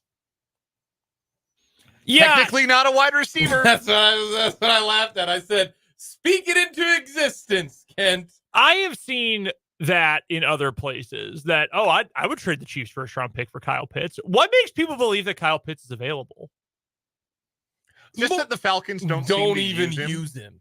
Like, he's a dude. It's wish casting. It's like you want something better for your buddy who's in the bad relationship. Everybody wants something better for Kyle Pitts. Yes. Yeah, he answered that perfectly. That was well put. I will rest my case. I don't think he is, but I would. I'd give up, I'd say a second round pick, but that's more like a third round pick for the Chiefs because they're going to be picking in the 60s. So they're not going to get Kyle Pitts, although he's only got 3 years left on his contract after this year because this is his second year, right? Third. He's in his third? Yeah, third year. 2021 draft pick, I believe. So he only has 2 more years left on his rookie deal? Yeah, I mean, assuming they pick up his option, which I would figure they would. Kyle Pitts was drafted 4th overall, 2021. I'm now more intrigued with this. I'm on board with that. Once they eventually dump Ritter for Taylor Heineke, I think they will use him more. Okay. Because Taylor Heineke will see a tall guy in his color jersey and then close his eyes, spin around in a circle, and throw it. There we go. And Pitts will be in the area. I love that dude. I hope he gets to start sooner rather than later for them. Taylor Heineke, Commanders legend. Yeah. Andy Reid, though, did speak to the media, and this is what Big Red had to say. As far as the injuries go, Matt Dickerson, his knee swelled up a little bit, but he'll be all right. He just has swollen knee, so he won't practice today. Everybody else will practice. Jalen Watson will give it a whirl as Nick Bolton will. So both just went through the walkthrough. Look forward to the challenge of playing the Vikings. They've got obviously good players. Kevin does a nice job as the head coach and play caller, and Brian Flores we've gone against several times, and he's very creative, brings people from everywhere, also plays just regular zone and man, but he does have quite a blitz package. Wes Phillips, again, working with Kevin on that offensive side and does a nice job. So along with good skill, and their defensive front is good, as is their offensive front. So anyways, for that time, yours. And you said, we talked about Pat saying he got greedy and that, with his interceptions and everything. I know you've got different levels on every play and there's different places to go with the ball, but can you be, guilty of getting maybe greedy with the play calling and, you got it rocking and rolling and. Yeah, well, I mean, I'll take the blame first before he's greedy. I mean, he's not. Absolutely, yeah. For you, anything, Surrender. Coach, I know Pat is always talking about spreading the ball around, but is there a concern with your starting wide receivers? They have a collective total of 22 receptions, 273 yards. That you're not getting the most out of that group right now. Well, we have a couple of young guys that we're kind of bringing along, but I think they're doing a pretty good job. Yeah. How do you contain a player like Justin Jefferson who change the play, change the game in one play? Yeah, he's a heck of a player. You have to cover him. I mean, that's a simple thing to say, but you're aware of him obviously for his skill. So you have to be creative, but most of all, you got to cover the guy. That's the best thing you can do. What do you see from Sky Moore right now? Yeah, I like what Sky's doing. We're rotating a bunch of guys in there, so nobody's got an extreme amount of catches on this, but that's just how it's going to be. I mean, we have 6-7 guys that can play, and so we're putting them all in here and there. But I like what I've seen from him. Yeah, he's doing good. And with that rotation, when you go back and watch it, do you think you're getting enough open receivers on plays? Well, I mean, it looked like it. I mean, got a couple 100 yards the first quarter. That wasn't bad. So I think guys were, 400 yards a week before. I mean, somebody's getting open, right? Coach Reid, she's coming in here in a minute. What have you seen from him in his progression? Yeah, and I know he had the drop. I got that. But he does a great job of catching the ball and getting upfield. You can see his skill, and again, he's learning the game right now, the NFL game. But you're seeing progress every week. You see something that says, you know what, this guy's not a bad player. So That's going to be a part of it. Looking at those 2 runs that Pat made on that last drive, I mean, he's been pretty efficient in those kinds of situations over the years. What makes him so good in those situations? Yeah, well, he's got a good feel. Yeah, he has a good feel of the coverage and who's dropping out of there and the time element that's involved with that. And he's smart when he does it.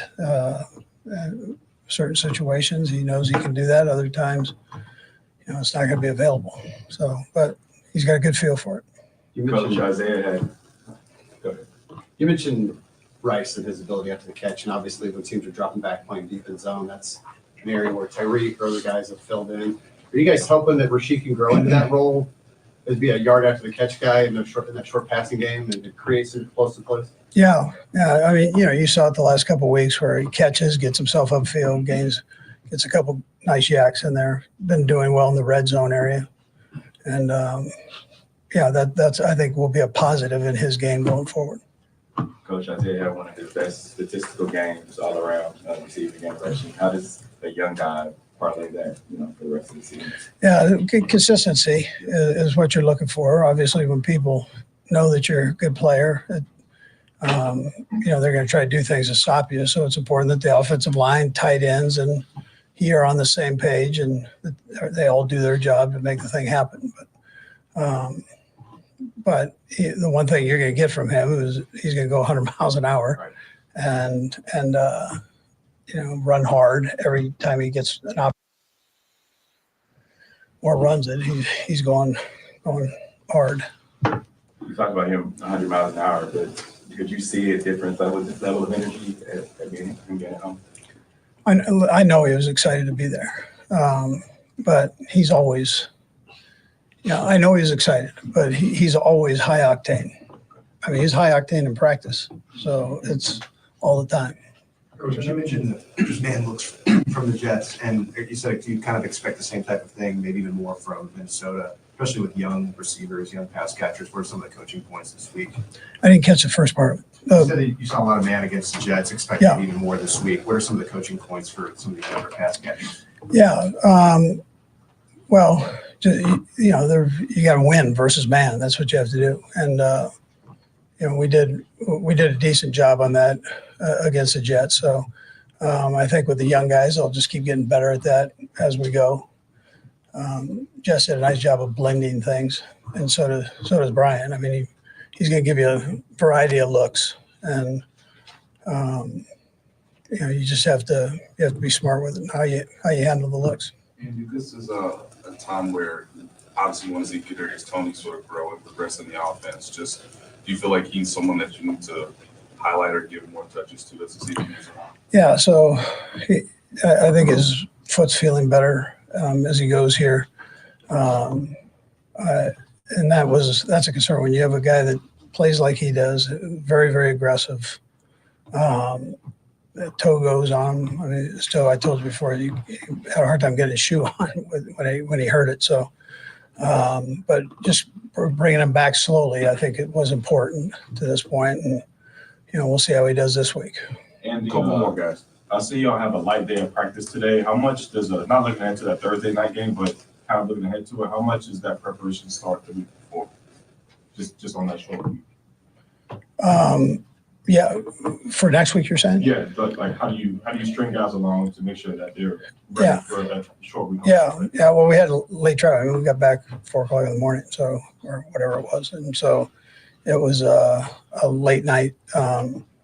So we'll lighten it up today. Still going fast, just cut out a couple plays. And then be ready to go tomorrow. And then it's just a feel. I mean, I just go off of, how I feel with it. Yeah. Coach, just to make sure, the production that you're getting from your wide receivers, you're satisfied with it at the moment. You don't think you may need to bring another player in or whatever to help with the wide receiving core? Yeah, no, I'm fine. Yeah. We'll go last three. We'll start with Todd and work our way over. Gotcha. With Juwan, didn't have any alignment issues last week, but still a couple penalties. How do you keep his confidence up, but also work with him to clean things up since he's already got a career high in 4 games? Yeah, he's working on it. We'll just keep on it as we go. I mean, that's the only thing you can do is keep working it. Last two. Coach Reid, Patrick has a chance to beat Minnesota, the only team he hasn't beaten, obviously, other than the Chiefs.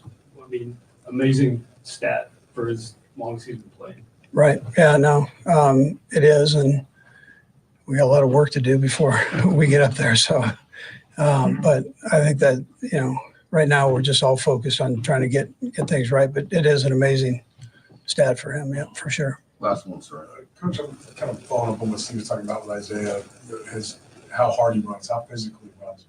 Is that a part of the game? Like, does that work like the body blows, of the boxing match? Like, is that something you think enhances your offense and is a necessary part to soften up the other elements of the defense? Yeah, sure. I think he brings good energy to that group. And I'm including the running backs. I mean, you've seen Hilaire going. I mean, he's running like crazy too, so he's doing a nice job. And McKinnon is, he runs hard likewise. So it's but I think he brings energy to everybody, to the whole offense. I think that's a positive thing. And then it's important that we have the other two guys that you can rotate them in and let them, give them a blow every once in a while. Energy giver, Isaiah Pacheco. I like that. Mm. Even Mahomes talked about it. Man, that dude is just always on the go. He makes me want to get up off the couch and move around. Yeah. Like stomp on he's something. Kinetic. He does lift his legs really high when he runs. Yeah. I stole a line. Okay, no, real quick. Sorry to interrupt Go again. They mentioned, Marshawn Lynch as a comparison. Mhm. I found a better one, and I don't remember who I saw it online. And I agree with it because he runs very hard into people. He reminds me of Marion Barber. Like when Barber played for the Cowboys, he just ran into dudes. I could see that. Like Some of the high legs. Yeah. Marion Barber is what. Yeah. Rest in peace, Marion Barber. Go ahead, Dan. I stole a line from Ted Lasso talking about him last week on Twitter. He said he runs like he's mad at the grass. Yeah. Like just furious legs. It's fun to watch him play. By the way, we have breaking news. We have a tweet from Twitter user @TKelsey in response to Twitter user @KingJames. The crown emoji, 3 exclamation points. Appreciate you, Braun. We'd be honored to have you bless the show. It's only right to get Northeast Ohio's finest on and talk some ball, baby. Sunglass eyes and smiley face emoji. Sunglass eyes and smiley face emoji. Let's make it happen. 2 exclamation points. Have you ever heard LeBron on a podcast before? That's probably more of a question to you than you, but I don't know. Maybe you listen to a lot of podcasts that I don't know about. I mean, he does his own thing. Like I've seen like the shop or the uninterrupted or whatever it is, but the stuff where he is the focal point, I think is fine. But like when he's been on the Manning cast at least once, not a great guest because he likes sport. Like you can tell he's into it and he likes sports. Oh yeah. But like if you try to get like a fully fleshed out opinion on something football, not a whole lot going on. Well, I don't think that's what he's coming to the New Heights podcast. Probably to do. true. I think he's just going to be a hang, and I think he might be a fun hang. Also, Jason Kelsey mad at his brother. Travis was supposed to ask you. That's big brother, little brother right there. Yeah, that's definitely the case. Coming up, is it good here on 580 Sports Talk?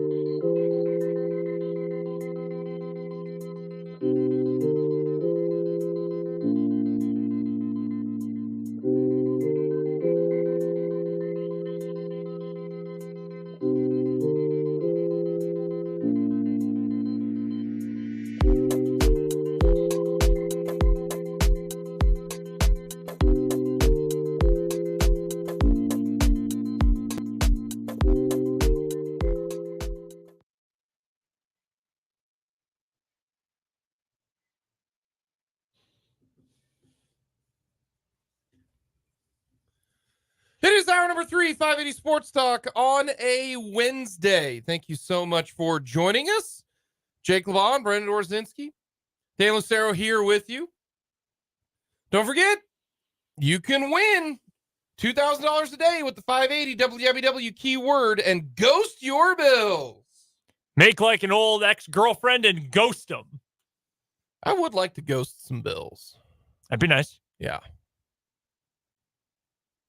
All you got to do, enter the 580, enter the keyword, which is cold with a D, C-O-L-D, cold, at 580www.com. Very simple, very easy. Have you ever gotten ghosted? Brother, we don't have enough time. Okay. Y'all didn't grow up in these Tinder streets. Hey, y'all didn't come up with Bumble. Here, hold on a second. Time out. Have you ever ghosted anybody? Yes. Ooh. Have you ever ghosted anybody where you were dating them and then you just stopped communicating with them? Guy, my mic keeps cutting. My mic keeps cutting out. I keep cutting out. Okay, so I did not ever ghost anyone who I was actually dating, but like talking more so than just like hello. Okay. Yes, but I never like went on 3 dates with someone and then just disappeared. Yeah, that has happened to me. Oh, multiple times. But no, now just talking and then deciding you don't want to talk to that person anymore. Yeah, that's the game. That happened. Okay. Hey, you got to kiss some frogs before you get to the princess, right? You know. Yeah. And then our princesses are our wives right now. You know, that's what I'm saying. Yeah. Yeah. Sure. I think I follow. Have you ever tried like ghosting your wife? Like where she texts you No. and like you purposely don't answer just to see her reaction? No, I'm a Absolutely big fan no. of being not divorced. Yeah, I kind of like being married, as it turns out, and would like to remain married for some time. No, I don't do that. I mean, there are times when I'll see a text and like, okay, I'll get to this in a minute. I'm doing something, And then you, yeah, okay. And I have forgotten. Like, oh shoot, I was texted 3 hours ago asking, can you pick something up on the way home? And now I'm on the way home and I forgot to respond. But how many times do you respond in your mind, but then you don't in the text? Because I'll type out a response and forget to hit send. Wait, what? Yeah, like type out a response and then, like, Really? in the middle of something and I forget to hit send. My wife does that too. Like I've never done that. She does it sometimes at work. Like sometimes work will require her immediate attention and she'll just forget that she was texting me in the middle. She gotta set it down. No, I'll answer in my head. Usually I'll answer in my head and then I think I will have sent it. I don't usually do that with my wife. Usually I respond pretty quickly to her. But like, okay, we were literally just at the top of the hour texting.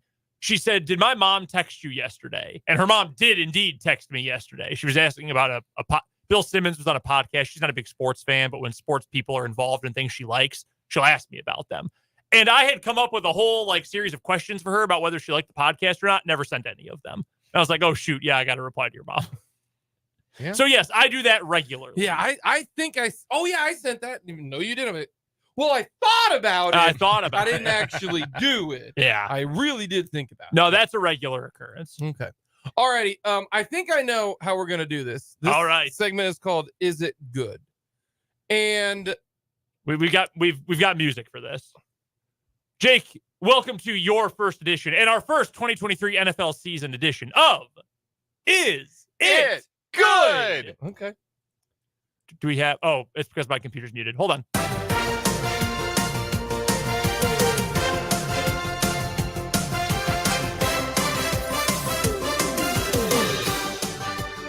The conceit of the game is very simple. We will give you a topic. You will answer. Is it good? My first one. Okay. The coaching job right now of Bill Belichick. Is Bill Belichick good? So I think Bill Belichick is a good coach, and I think Bill Belichick is still, despite the fact that his team is not good, Hasn't been good for 3 years. I think he is doing the best he can with a bad roster. However, who built that roster? Bill Belichick. Bill Belichick. Bill Belichick, the coach, still good. Bill Belichick, the personnel manager, getting progressively worse. Okay. He made the wrong choice quarterback. I mean, Mac Jones is not Tom Brady. He's bad. Yeah, he's not any good. Bold take, Dan. Yeah, I know. I'm really coming out on the ledge with that particular take. But yeah, I think that there are some good pieces with that roster, but it's not a very functional offense right now because of the limitations of Mac Jones. And it's not like they've got wonderful playmakers at wide receiver either. They've misevaluated that position. Remember when they drafted N'Keal Harry? And he just can't play. That is, by the way, Brendan's boy. He loved N'Keal Harry. Yeah, I was a big N'Keal Harry fan. I know he was. I got to throw that at him. I think Pac-12 After Dark legend. I think everyone who watches college and pro football and gets into the draft or like knows about the draft has a wide receiver prospect for whom they learn just because you're big and can jump in college does not mean you can actually get open in the pros. And for me, that was N'Keal Harry because I thought he was going to be a superstar. You ready for me? That was Mike Williams of USC. Yeah. I thought that dude was going to dominate the league. You know, he had a nice second act in Seattle after it didn't work out for him in the first wave of his career. He got a little big and he had to lose he some went weight. the Kelvin Benjamin route, which is another one. Who you were all in on Kelvin Benjamin. I was like, man, this is gonna be a dark horse. That's Chiefs great Kelvin Benjamin to you. One biscuit shy being a tight end. Is that what Booger said about him? He's fat. Yeah. Yeah. Oh, yeah. Get the Scott Steiner quote out. Yeah. I did. I went out on a limb there.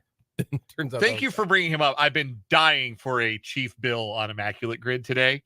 Kelvin Benjamin. You could have gone with Mitch Morse. I could have. Yeah, with Mitch Morse. I like Mitch. I got one more square to fill out.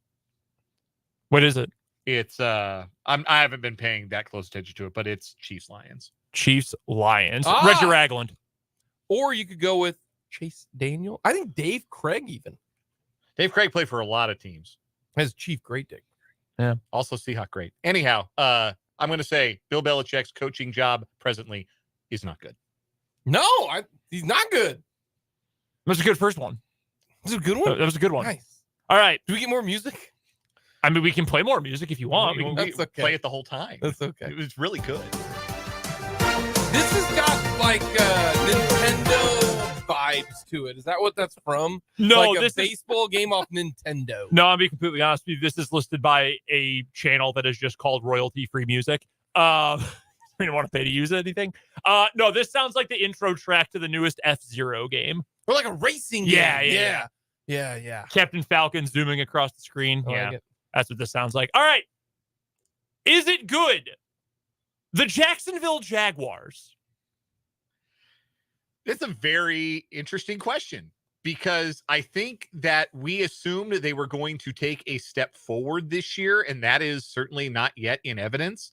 They might just be roughly the same kind of team they were last year, flawed in the same ways, promising in the same ways. Still may yet be another level for Trevor Lawrence to get to. That's the big thing, right? If that happens, that's what causes the Jaguars to make that great leap forward.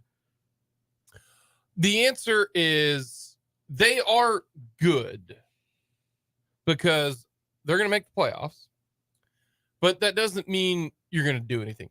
The Jaguars are basically the Alex Smith-led Chiefs. Alex Smith was good.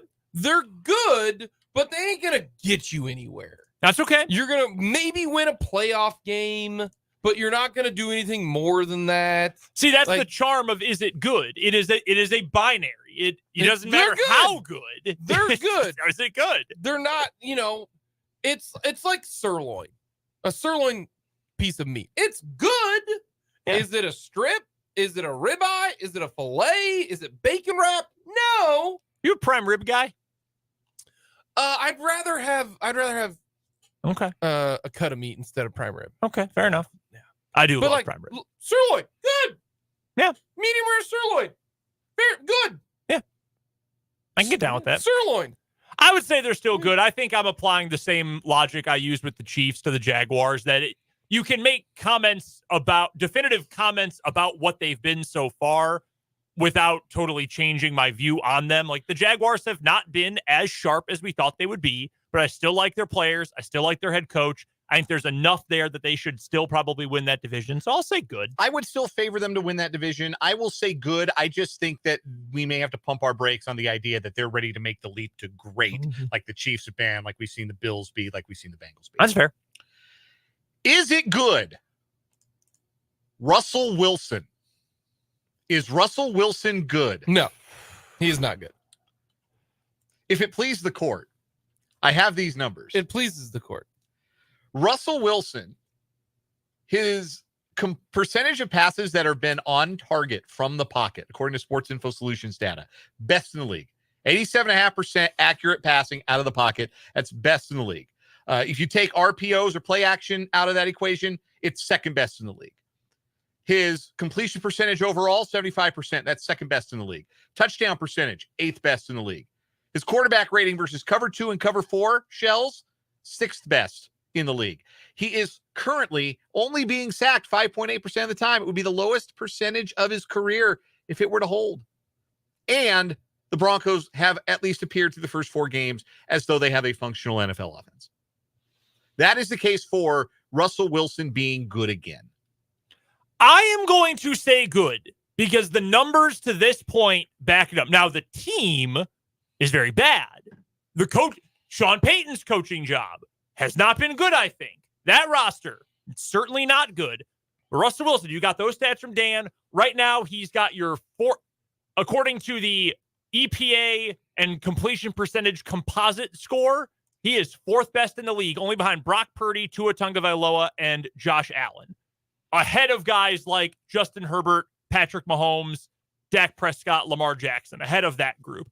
He has been good. Now, good enough to change the fact that that team sucks?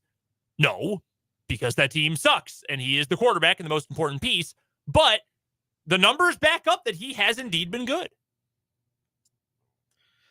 Big difference between Sean Payton being your head coach and Nathaniel Hackett being your head coach. For sure. There are still going to be limitations. There always have been to Mr. Unlimited. And those are only going to be exacerbated by his aging eventually. There will be things that catch up to him. But he is playing at a level that I would have expected him to perform at upon being acquired by the Broncos last year, where he's playing like a borderline top 10 quarterback in the league. And that would make him good. Who do they got this week? They have the Jets. And this will be the best defense they've played to date. They haven't really played any good defenses yet. So we're going to find out, I think, a little bit more. They've got, in their next few games, Jets, Chiefs, Packers, Chiefs, Bills. When is their bye? They have a late bye. Yeah, so it's kind of an interesting schedule for them. There's no cakewalk game in here. But there's also games where if you really believe that they are going to be on the upswing and Sean Payton is worth his salt, that maybe they can win some of these games. Maybe they can split with the Chargers. They'll beat the Patriots. Maybe they can beat the Lions. Well, that one's on the road. Home for the Browns. If the nasty man is playing, maybe it'll make things more difficult. They're a weird team. They're not very good. Yeah, they stink. They're not going to be any better than, like... Do you think they'll beat the Jets? Depends on if we see last week's Zach Wilson again. Yeah, and for that reason, I think I'm going to say yes. I think they will because Jets. Ooh. I can't trust that we'll see that from Zach Wilson. Who's again. got a better receiving core, Denver or the Chiefs? I thought he was going to say Jets. No, the Jets have Garrett Wilson. Yeah, he's awesome. And the Lizard. The Chiefs have anybody better than Jerry Jeudy? And that's not saying much. Jerry Jeudy, is he good? I don't think so. He's not. No. Man, I thought he was going to be really good, too. I did, too. Cortland Sutton had been the same since he tore his ACL. Cortland Sutton, Marvin Mims, Jerry Jeudy. I forgot. Brandon Johnson. Tim Patrick. One of Gus Johnson's all-time favorites, Lil Jordan Humphrey. Lil Jordan! Humphrey. Yeah, it's not a great collection of wide receiver. I think I'd still probably take, 1 through 7. It's definitely the Chiefs. Okay. Yeah, just wide receiving core. What would you take? Yeah. I might go with the Broncos, but 1 through 3, it's close. 1 through 7, I think Denver. I like the newest member of each squad. I can say that. I really like Rashee Rice. I love Marvin Mims. Man, can you imagine if the Chiefs got Rice and Mims? Sounds like a restaurant. You got your rice. You got your Mims. Do you have another one?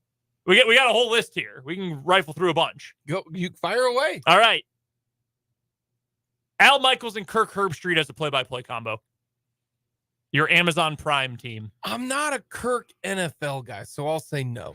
I will say that they are good because Al is still great.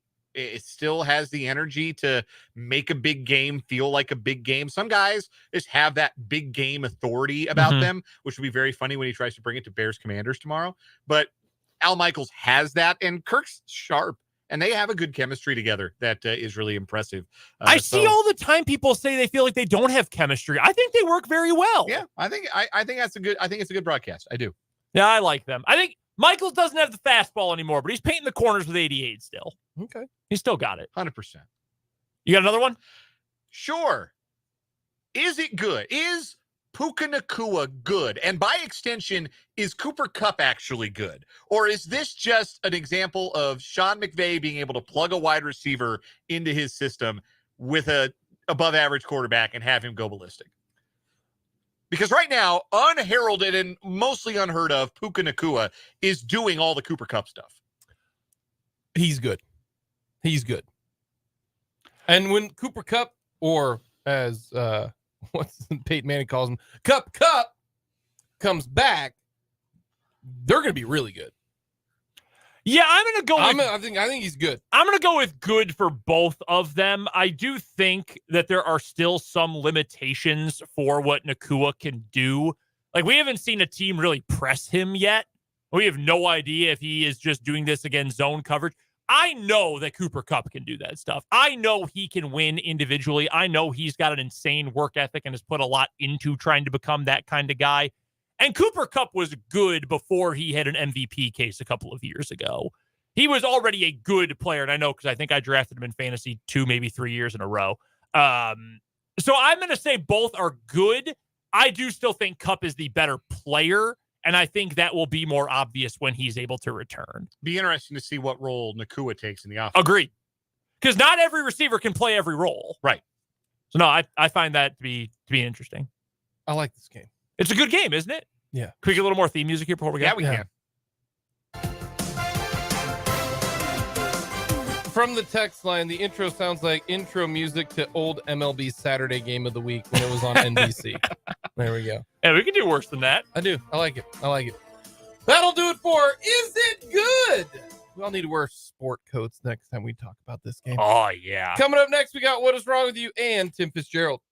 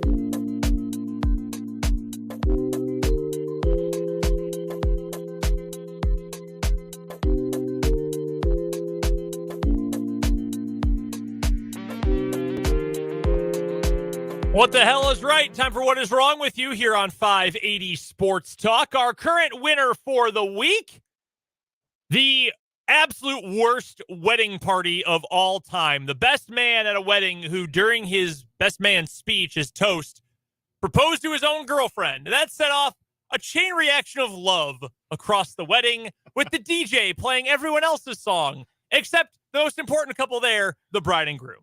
They were not feeling the love and left early. Only to not have it even be noticed by anyone that they were leaving. And then other people got mad at them. So you should grow up. If someone told me that, I would lose my mind. Yeah, like I'm 37 years old. You tell me to grow up and you're not my wife, we're gonna have a problem. You won't be grown up past that. Because I do act a fool like around my wife in a way that I'm trying to amuse her, and often it does not. Oh my God. Ain't that the truth? That's very real. Very real.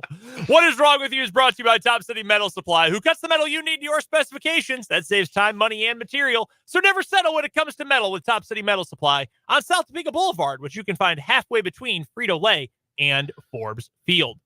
My story for today will take us to Marion County, Florida, where a man is now behind bars after he allegedly took a stolen street sweeper for a spin. Kevin Aponte was arrested last Thursday and charged with grand theft of a motor vehicle. A lawn care business owner told deputies his street sweeper was stolen from the shop located at the 14600 block, 14,600. I don't know how you phrase that. I would say 14,600. 14,600 block of Northeast 150th Avenue, according to an affidavit. Surveillance video from the business showed a pickup truck in the driveway and someone wearing a gray hoodie under an orange reflective vest walking around the street sweeper. That person is seen touching the sweeper before it was taken from the property.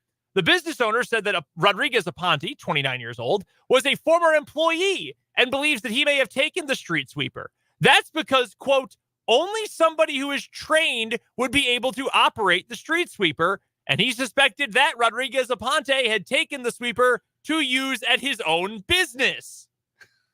Rodriguez Aponte had separated from the business in question here about 6 months prior because of an argument over him wanting to start his own business and taking his contracts with him. Rodriguez Aponte was reportedly told in the past to not return to the business or use any equipment, but then on September 27th, he called to ask to use the street sweeper and was denied. So he just took it into his own hands.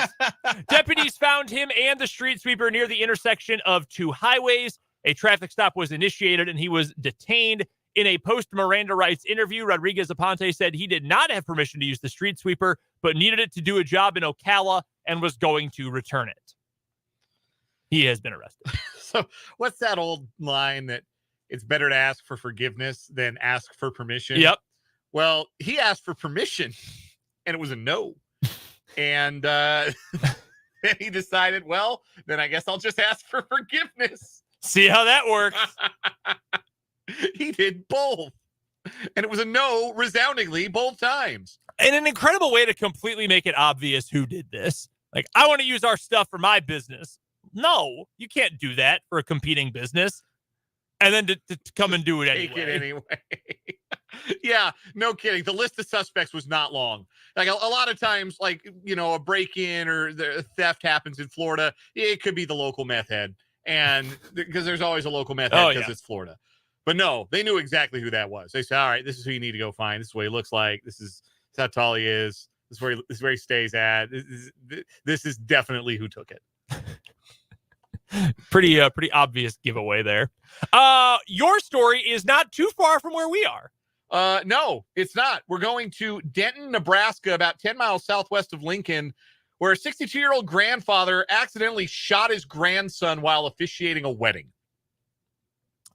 While officiating the wedding? Yes, correct. Okay. Well, this happened September 30th around 5 p.m. Deputies with the Lancaster County Sheriff's Office responded to a call about a shooting at a wedding.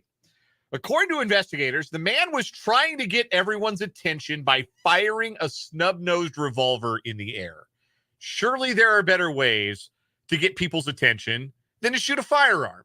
Surely there are. I don't know. You're the efficient. Use your voice. Can I have everyone's attention, please? Can I have everyone's attention, please? When we were putting together the final preparations for our wedding, we had an agreement that if we ever needed to get everyone's attention, either at the rehearsal dinner or at the event the night before or the wedding day of, I was to yell because my voice is very loud and I use it for a living. And that worked. That worked just fine. Yes. I did not have a gun. You did not see me, Dan, at my wedding firing off a gun. Yes, and you did not see me at mine needing to get everyone's attention so we could do the speeches, firing a gun in the air. Anyhow, as he drew the pistol and cocked back the hammer, he fumbled the gun and it fired, striking his 12-year-old grandson in the shoulder. Now, the gun was loaded with blanks.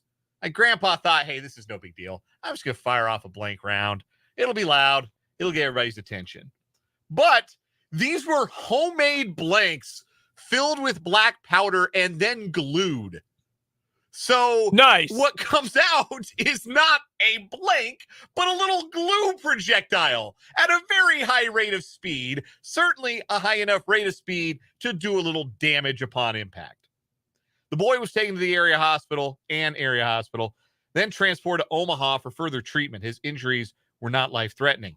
The chief deputy of the Lancaster County Sheriff's Department, Ben Houchin, said, quote, "We don't believe he intended to hurt the child, but the act was not very smart."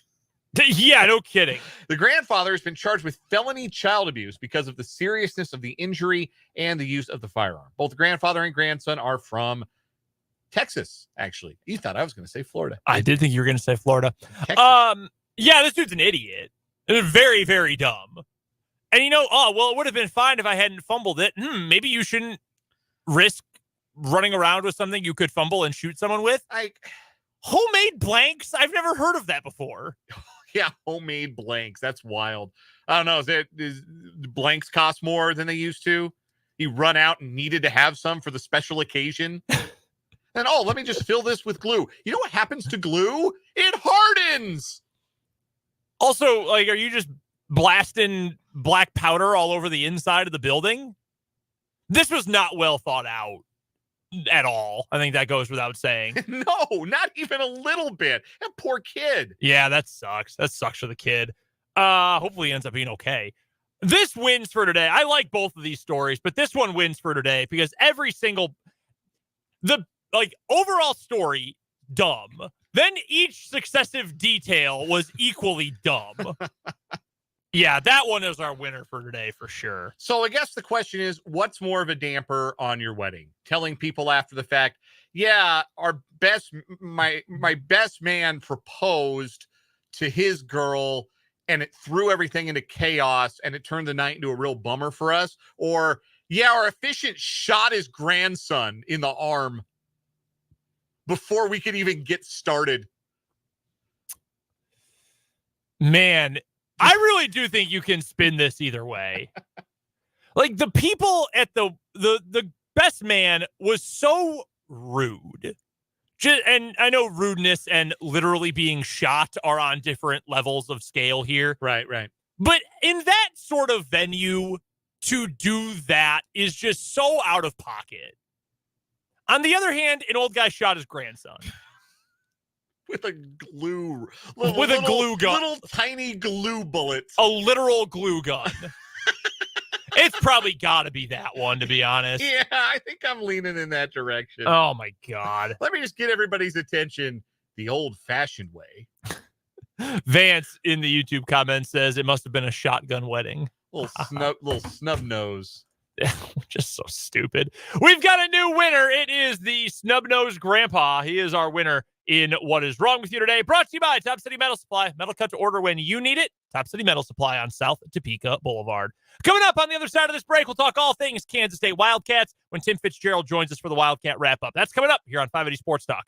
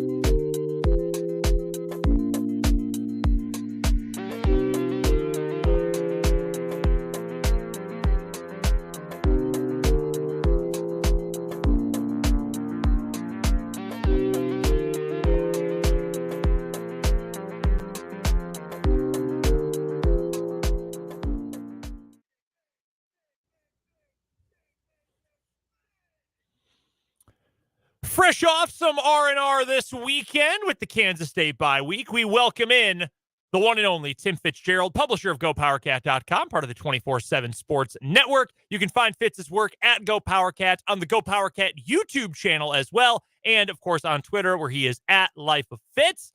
Fitz joining us on the Fleming Place Wine and Spirits hotline. What's going on, Fitz? How are you? I'm good. How are you? Doing well. Doing very well, in fact. Did you enjoy getting a week to just kick back and watch football without having any extra work to do? I did. It was wonderful. Just I worked really hard. I sat on my butt from the 11 a.m. kick to, I don't know when I finally checked out, but I was watching on my iPad in bed and I was gone. I don't know what time it was. I don't even know what game I was watching. I shouldn't have been watching it. I had no idea what was going on. Listen, as someone who has done that many times, just sit on my butt all day, there is a lot of work that goes into it. You have to figure out what position you want to be on the couch. After a little while, you've got to shift. Maybe you have to get up and get food. At some point, you probably have to talk to your wife. There's a lot that you have to do during those days. It's a lot of work. You got to coordinate all this. You can't be in the kitchen getting snacks when something big happens. And then at some point, you kind of go, maybe I should shower. But I don't have time for that. There's a game. I can watch it halftime. Right. It's so much stress being a fan. That's what you have to go through. My wife, if she's listening to this, is rolling her eyes so hard right now because this is the things I complained about on Saturdays and Sundays when I'm at home watching football. The off week for K-State. I know we talked about it last week, Fitz, the good and the bad with getting the off week right now. But now you get a short week to prepare, so I would have to imagine that it's at least beneficial in the sense that you don't lose that extra day of practice going into Friday night. Yeah, they just shifted their schedule up. I mean, Sunday was the Monday practice, and the guys head off, I think, Friday and Saturday. So they got into game week on the normal sequence. They just started it up a day early, and it is interesting to have a Friday night game, but you know what that means? I'm free to watch football on Saturday, and it's all about me. That's a perfect segue into this next question. Do you hate the Friday games as much as we do? We have high school football coverage that we do on our airwaves that we're intimately involved with. So it bothers us, and we're close to these high school teams and families and whatnot, and it's a big deal in our community. Yep. And it sucks that K-State, a team that a lot of people care about, or coaches who could be out recruiting, bringing kids to campus, whatever, that all goes away when you play on a Friday, and especially sucks to do it on the road. Where is your emotion level when it comes to playing these conference games or really any game on a Friday night? In an ideal world, it wouldn't happen. I mean, you play on Thursday maybe. I guess, Conference USA plays on Wednesday, which I think is really weird. But, these Friday night games, I'm not in favor, but I understand why. And this Friday is a perfect example of that. If you played this game on Saturday, let's be honest, it might be an ESPN Plus game or at least an FS1 game, maybe even FS2. That's how they've been using that this season. They've been using it a lot, actually. But instead, they play it on Friday and it's on ESPN. And that's the point. It gives some of these programs an access, a bridgeway into the bigger platforms like ESPN. So you have to do what you got to do. And if you're seeking ratings, then go to a night when our leading one's playing and play on the big channel and see what happens. But I kind of wish some of the high schools around here would counter with, fine, we'll play on Saturday morning. I mean, we'll just get away from that and we'll go do our own thing. I really wish Manhattan Junction City was indeed on Saturday morning at Bill Snyder Family Stadium, but it'll be head-to-head with K-State football. We're chatting with Tim Fitzgerald from GoPowerCat.com. It's the Wildcat Wrap-up here on 580 Sports Talk. Fitz joining us as he does every Wednesday at this time on the Fleming Place Wine and Spirits Hotline. Go check out all the best coverage of all things K-State at GoPowerCat.com. So now with the game week already in full effect, just 2 days away, just over 48 hours away from kickoff against Oklahoma State, what is the one thing, Fitz, more than anything else, you hope this team is getting fine-tuned during the off week to improve upon down the stretch? Well, defensively, they need to cut down on the big plays. They've been really sound, but they've also given up a lot of explosive plays, which is less than ideal. In fact, I checked into this. They gave up 8 yards rushing in the first game against SEMO, and then each of the last 3 games, they've done a good job, but they've given up one big run in each game that has skewed the stats. And without those, 3 runs over those 3 weeks, they're averaging defensively 1.3 yards per carry for the opposition. And that's really impressive. So they got to clean those up defensively. Offensively, they've just got to figure out how to get the offense more involving the receivers. And a lot of it's been their health and just some of the matchups. But I would hope to see over the next couple of weeks the receivers have a bigger role in this offense. And of course, the end goal of all this is to be healthy come week 8 of this 8-week stretch. But that's going to be difficult. They're down a couple linebackers for the season now, and they just got to play through whatever happens from here on out. Our guest is Tim Fitzgerald of GoPowerCat.com. He joins us every week on the Fleming Place Wine and Spirits Hotline for the Wildcat Wrap-up here on 580 Sports Talk every Wednesday. Find Fitz and his great staff's work at GoPowerCat.com. Check out Fitz on Twitter at Life of Fitz. Fitz, Colin Klein spoke to the media earlier today and mentioned that they expect to see more of Keegan Johnson moving forward. He's been managing an injury, and he's only really had spot duty through the first 4 games of this season for Kansas State. If he is able to be fully healthy and a 100% participant in practices and in games, how much of a role do you think he has, and how much of a positive impact is that going to have on K-State's passing game? Well, it gives him a deep threat. I mean, he can get out there and run. He just, has been nursing a hamstring injury, and it's made him timid.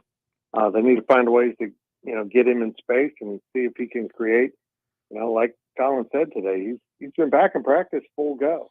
And so now that needs to translate to a game. They really need something bigger from their receivers, some more consistency. And Keegan's the guy they thought would be providing it, but that health issue that haunted him last year at Iowa kind of followed him here. And now they really need him to be healthy over this 8-week course because they're going to have to be a little bit more diverse on offense. You can't just survive throwing to your running backs and tight end and a few little dump passes to your receivers. You need a threat that stretches the field, and he can provide that. Jaden Jackson has been the most productive of that wide receiver group through the first 4 weeks. How pleasant a surprise has he been, and is there maybe more to come from him? If you ask most people in the season to list the top 5 receivers, not pass catchers, not tight ends or running backs, the top 5 receivers for this team, Jaden Jackson wouldn't have been on that list. That might be true if you ask the coaches. I mean, he just had an opportunity when Keegan Johnson was out. He made the most of it. He struck. He's been really good and sound, and he's given them another threat. He has been a little bit of a deep ball threat, just a little bit inconsistent on how much they really can, look towards him. But boy, he's added something to this team and given them a 4th really viable receiver that they can rotate through. Regarding Will Howard, I think his play has been pretty high level the first 4 weeks, but one number does stand out in a negative way, and that's the fact that he's thrown an interception in all 4 games so far this season. What needs to change from Howard's perspective? Does he need to be reined in a little bit? Is it a decision-making issue? Is it how do you view Howard's interception bugaboo these first 4 weeks? And is it something, do you think, that whether it is by play calling or just by better decision making, can turn for the better as the season goes on? Some of it's been receivers. I mean, at the end of the day, the quarterback's accountable for throwing an interception, but I seem to remember at Missouri, Trayshawn Ward kind of stopped his pattern and turned around, and Will was expecting him to run through it, and he hit a defensive back right in the numbers where there should have been a receiver between here and there. And then last week or 2 weeks ago against UCF, Keegan Johnson got beat to the spot. He just tried to make his cut, let the defensive back muscle him out of the way and catch the ball, and you can't have that happen. So I think it's just been a function of him getting on the same page with some new guys. And let's be also honest about this. He made a lot of tight window throws last year. He put the ball into a lot of places where, honestly, I don't know how his receivers caught it. And this year, maybe it's coming back around where the defenders are kind of having the edge to get to the ball. But if he does it again this week, I think I'll be a little more alarmed. But now that they got the running game going, I think it's going to be a lot easier on him to lean on that a little bit and then have the protection of the defense thinking they might run at any moment. Speaking of that running game, Fitz, K-State played some bully ball with DJ Giddens as essentially their lone feature back in that UCF game. With Trayshawn Ward out, it was the DJ Giddens show, and they fed it to him 30 times, and he went for over 200 yards. With Trayshawn Ward set to return to the lineup, what then becomes his role in the offense? How much time do you think he sees? And is he somebody that they can continue to play that sort of bully ball style with in the way that they did with Giddens against UCF? Or is he a back that K-State has to use in a different but still effective way? Yeah, you nailed it. I think Giddens is the guy that will run through tackles, will, always keep falling forward. And Trayshawn's more of the guy that's going to be elusive and maybe break into the open field and have a little bit more speed to get away from a defense. It's not exactly DJ Giddens' strength is running away from people. He runs over them quite well. And that matched up extremely well with the UCF defense. That is fast, but can't tackle. So he ran through a lot of tackles. Now you get Trayshawn Ward back, and I think in some ways he might fit what Oklahoma State provides defensively a little bit better with his ability to move around. One of the things I'm going to keep an eye on is if, because of the effectiveness of Giddens, when he was in there running, and he had 8 patches, and Ward's ability to do both, if they don't put them both on the field a little bit more often than maybe they expect, and find ways to get them both incorporated into the running and passing game. Final couple of questions for Tim Fitzgerald of GoPowerCat.com, publisher of Go PowerCat, which is part of the 24/7 Sports Network, joining us for the Wildcat Wrap-up here on 580 Sports Talk via the Fleming Place Wine and Spirits hotline. Fitz, what concerns you the most about Oklahoma State? That they had a week off. They could have maybe possibly gathered themselves, kind of got onto the same page, but they almost certainly added stuff into their playbook, offensively and defensively, that Kansas State hasn't seen on film. So they could provide, some real surprises for K-State. And K-State hasn't handled surprises. They've had some misreads on defense, and et cetera. So it's going to be interesting to see if K-State can get away in this game and kind of force the hand of Oklahoma State to open things up and maybe get a little bit more aggressive / desperate. But it's going to be interesting to see how much they throw at K-State. Sounds like it'll be Alan Bowman at quarterback for the Pokes. Initially, early Monday, Mike Gundy said, we're going to let practice this week figure out who our starting quarterback is going to be. And then a matter of hours later on his coach's show said, it's going to be Alan Bowman. He's been around the block. He was at Texas Tech. He was a backup and barely ever played at Michigan. Now he is back in the Big 12 at Oklahoma State, and it has not exactly been the greatest year for the formerly fairly highly touted prospect. What do you make of Bowman? Is this a guy who you think still has some juice, or does he feel like this is a placeholder kind of quarterback? I mean, he's not even really a placeholder. He's bad. I don't understand why they're so committed to this guy. He can't run their offense. He's not an effective thrower. He can't run. He's a big statue in the backfield. They seem to have all the ingredients you need to be a successful offense, except a good quarterback and an offensive coordinator that has some creativity. I think they've got some skill guys that are really good. So we'll see. I don't understand this loyalty to Bowman, but so be it.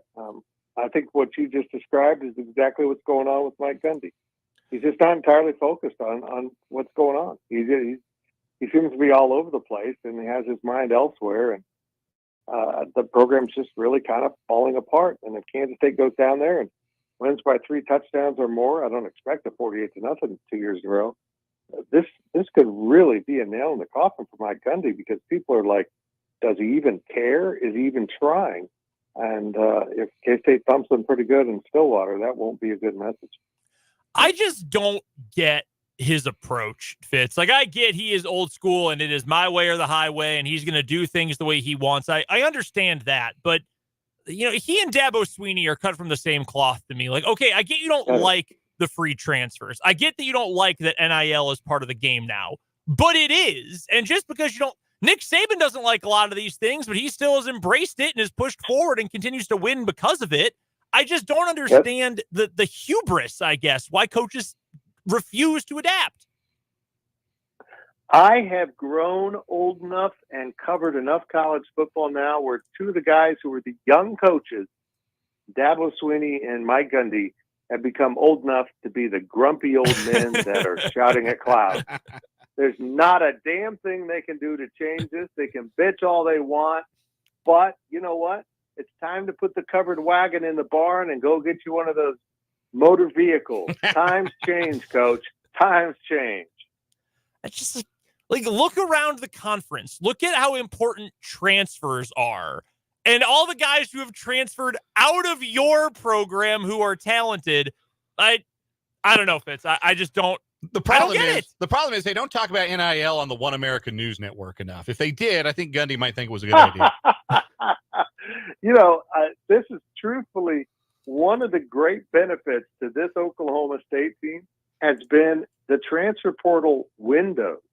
Because now they have windows when you can go into the portal, not just in the middle of the season saying going into the portal. If they had that, I wonder how many people would still be on this football team and how many would have gone into the portal. But now they got to wait till the season's end, so why not play out the string? Well, Dan had the stats. I think it was either yesterday or Monday. We were talking about Brennan Presley, the wide receiver for Oklahoma State. What is it, 15 catches for 98 yards? Yes. This was one of the best receivers in the conference coming into this year, Fitz. Like, if they still allowed the anytime transfer, I have to imagine he would already be out of Dodge. Like, you want to be an NFL player and you're getting like 6 yards a catch? No way am I sticking around for that. Larry Centers numbers. Yeah. It's horrible. It's horrible. It's a head coach, an offensive coordinator, and a quarterback who aren't living up to expectations. All right, Fitz, the line, I believe, at last check was K-State by 11.5, and I'll pull it up now to make sure it hasn't changed and bamboozled me. No, still K-State minus 11.5. Do the Cats cover? Yeah, I think they win by a couple touchdowns, and it could be more than that. Well, I think we'll know at halftime what this game looks like. It's going to be like UCF was. It's close, it's competitive, and K-State's going to have to open it up to get away from them, or K-State will open up a comfortable lead, and I don't know how much Oklahoma State has in the tank at this point.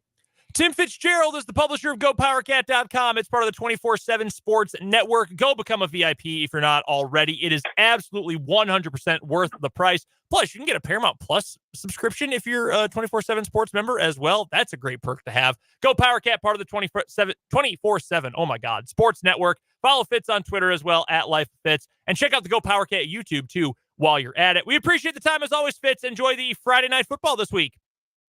I think you promote everything. Thank you. That's wonderful. Oh, $2 for $1 right now. It ends tomorrow night. $2. 2 months for $1. Oh my God, I got to go. That's an incredible deal. Go be a VIP. Fitz, we appreciate the time. Yep. You bet, boys. Good to talk to you. That's the best of the best. Tim Fitzgerald joining us for the Wildcat Wrap-up. We've got 1 hour left of 580 Sports Talk today. We'll get to our headlines to lead it off coming up after the news.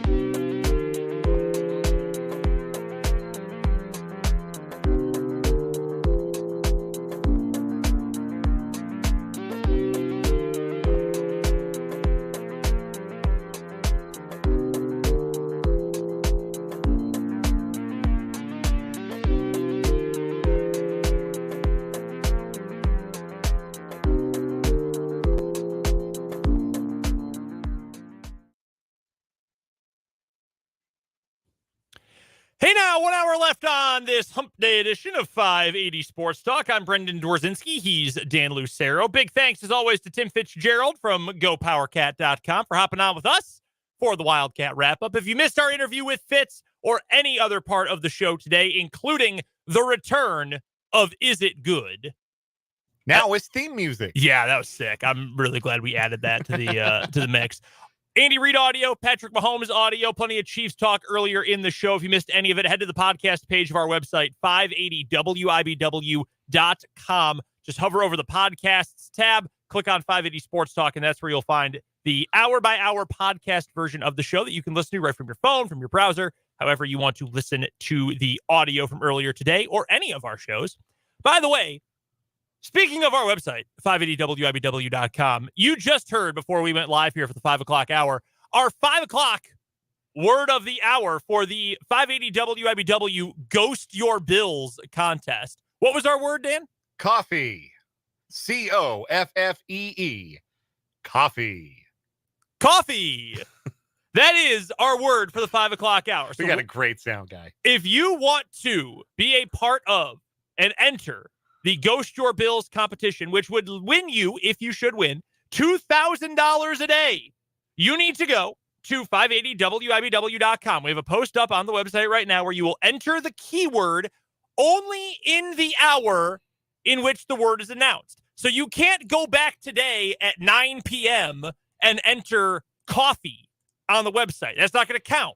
You can only do it in the hour that the word is announced. So between now and the end of the 5 o'clock hour, head to 580wibw.com, go to the link, fill out the keyword, enter, and you'll be entered to win $2,000 in the WIBW Ghost Your Bills competition. And don't forget, you must be 18 years or older to play. So high schoolers, I am sorry, but you also probably don't have bills. Yeah. Doesn't quite serve the same purpose. I mean, not everyone. Some high schoolers have bills. Yeah. I didn't. I didn't either. I was very lucky I did not have any bills at that time. Cherish whatever moments in your life remain without bills, if you are of that age to be listening to us right now. Yeah, suddenly when you have them, you really wish you didn't anymore. Yeah. That is not something to look forward to. Don't forget, also, we're taking your thoughts about everything we are talking about today, either on the text line, 785-272-9429. And additionally, you can hop into the comment section on YouTube. 580 Sports Talk is all you have to search on YouTube to find us. Go make sure you are logged in on YouTube, your Google account, Gmail account, all that, same login. Log in, subscribe to our YouTube channel. It is the best and easiest way to always know when we've got new videos up, when we're going live with the show every day, our post-game shows, KU, K-State games, Chiefs games, our instant reaction post-game. This Saturday, for example, KU back at home. I will be in Lawrence at that game coming up on Saturday. So head on over there, 580 Sports Talk on YouTube. Subscribe. You can hang out in the comment section. It is live and rolling during the entirety of the show, and you can come and hang out with us on the air today. We'll talk some more Chiefs in a little bit, but first, let's get to today's 580 Sports Talk headlines of the day. My number one headline, we've got some changes to the transfer portal in all college sports, not just football, not just basketball, across college sports. The NCAA Division I Council approved changes to the transfer portal windows, shrinking the number of days that student athletes have to enter their name into the portal database. It is now just 45 days total throughout the year. However, it is divided up differently between sports. The previous window, which was just introduced this calendar year, right? That was since the turn of the new year? I think that's right, yeah. It was 60 days. It is now just a 45-day window. So Tom Van Haren of ESPN gave us an example. Before the rule change, the window for football opened the day after the college football playoff teams were announced, so December 4th, and then it closed 45 days later. There was then another 15-day window in April. That will remain the same. However, there is now only a 30-day window after the season, and then those 15 days in the spring. So from the day, and this year it will likely be, and I need a calendar up in front of me, it'll be about 2 months from now, December 5th or 3rd or something like that, when the college football playoff teams will be announced. The day after that, you'll have 30 days as a college athlete for football, for example, to enter the portal You don't have to commit by then, but you have to be in by then, and then you can commit later on. And then you'll have 15 days in the spring. And now I can confirm for you, the 30-day window will begin the Monday after conference championship games for FBS and FCS football. For men's and women's basketball, it is a single window. It is a 45-day stretch that begins the day after Selection Sunday. So from that March Monday for the next 45 days, players from around college basketball, men and women, can enter the portal. There are also other rules for some of the lower revenue sports, your baseballs, your softballs, volleyball, et cetera, et cetera. I don't know how I feel about this, to be completely honest with you. Feels like a compromise because I think the coaches wanted 30. And so 45 is the happy medium, right? That's right in between the 60 days that already existed and the 30 that the coaches wanted. Okay. The problem that coaches have with this, they're, depending on the coach, some coaches that may have more problems with it than others, might have different feelings about this than other coaches.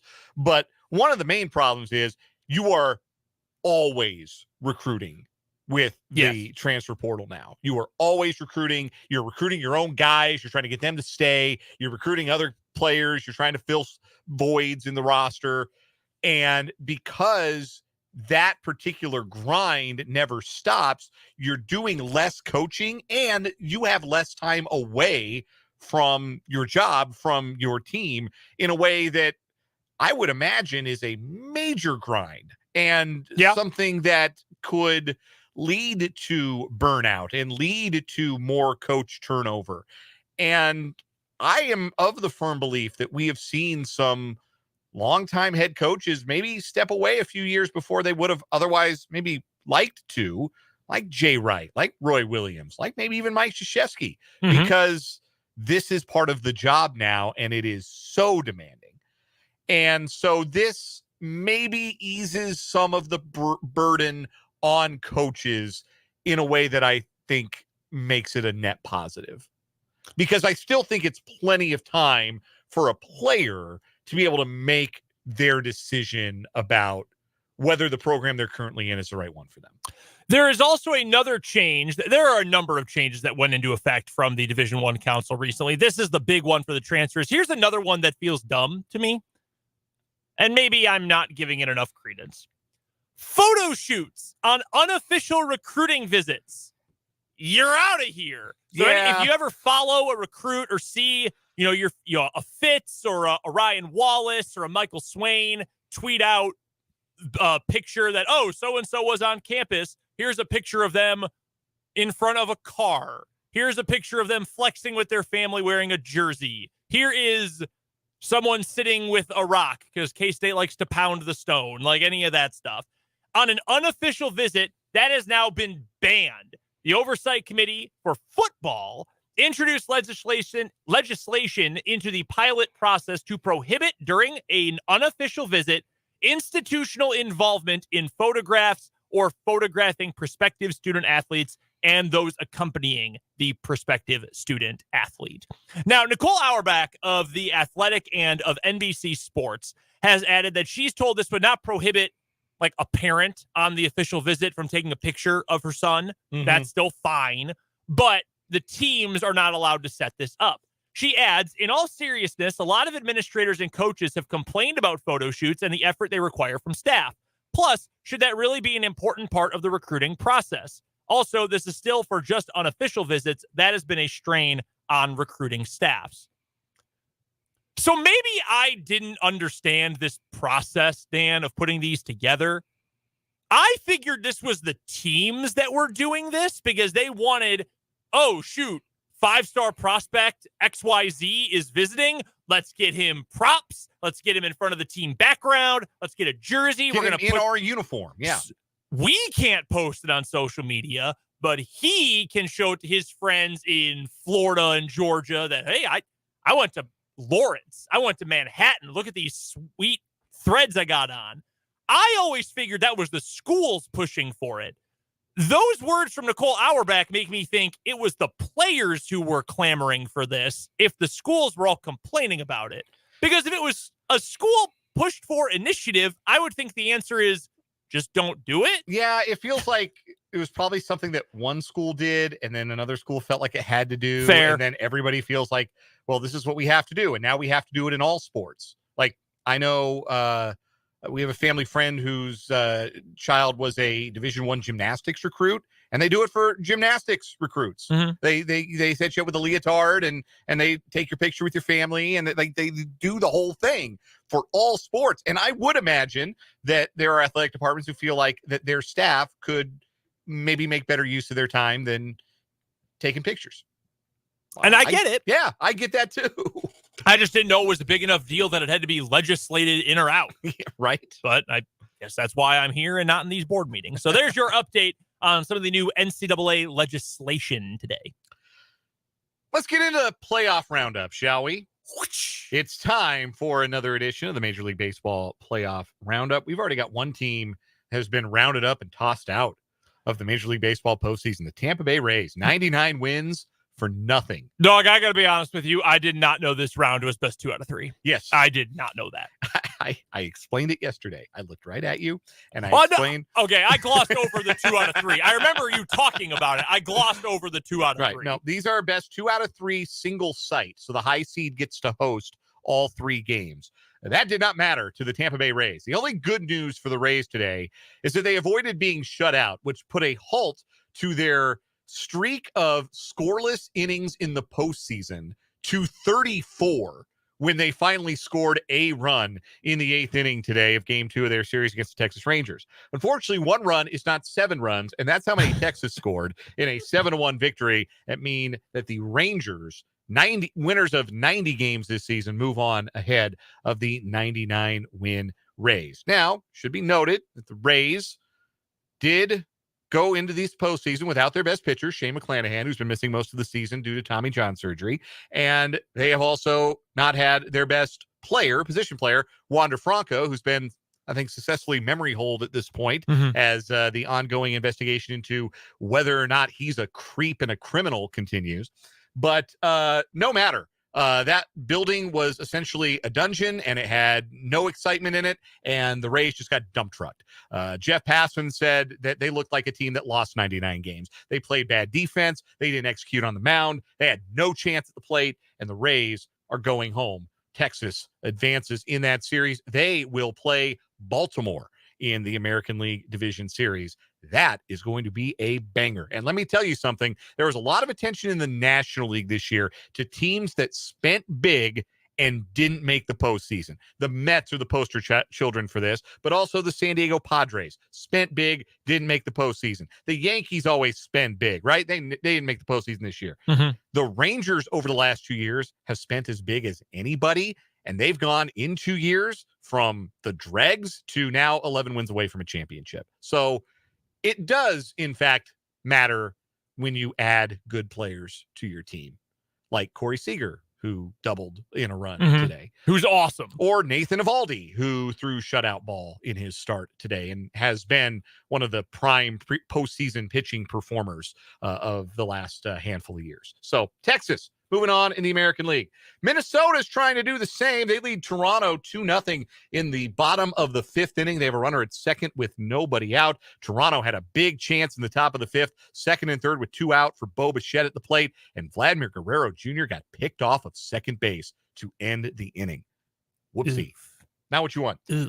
So Minnesota on the verge of not just snapping their 18-game postseason losing streak that dated back to 2004, which they did yesterday, but also advancing in the postseason. Winner of that series plays the Houston Astros.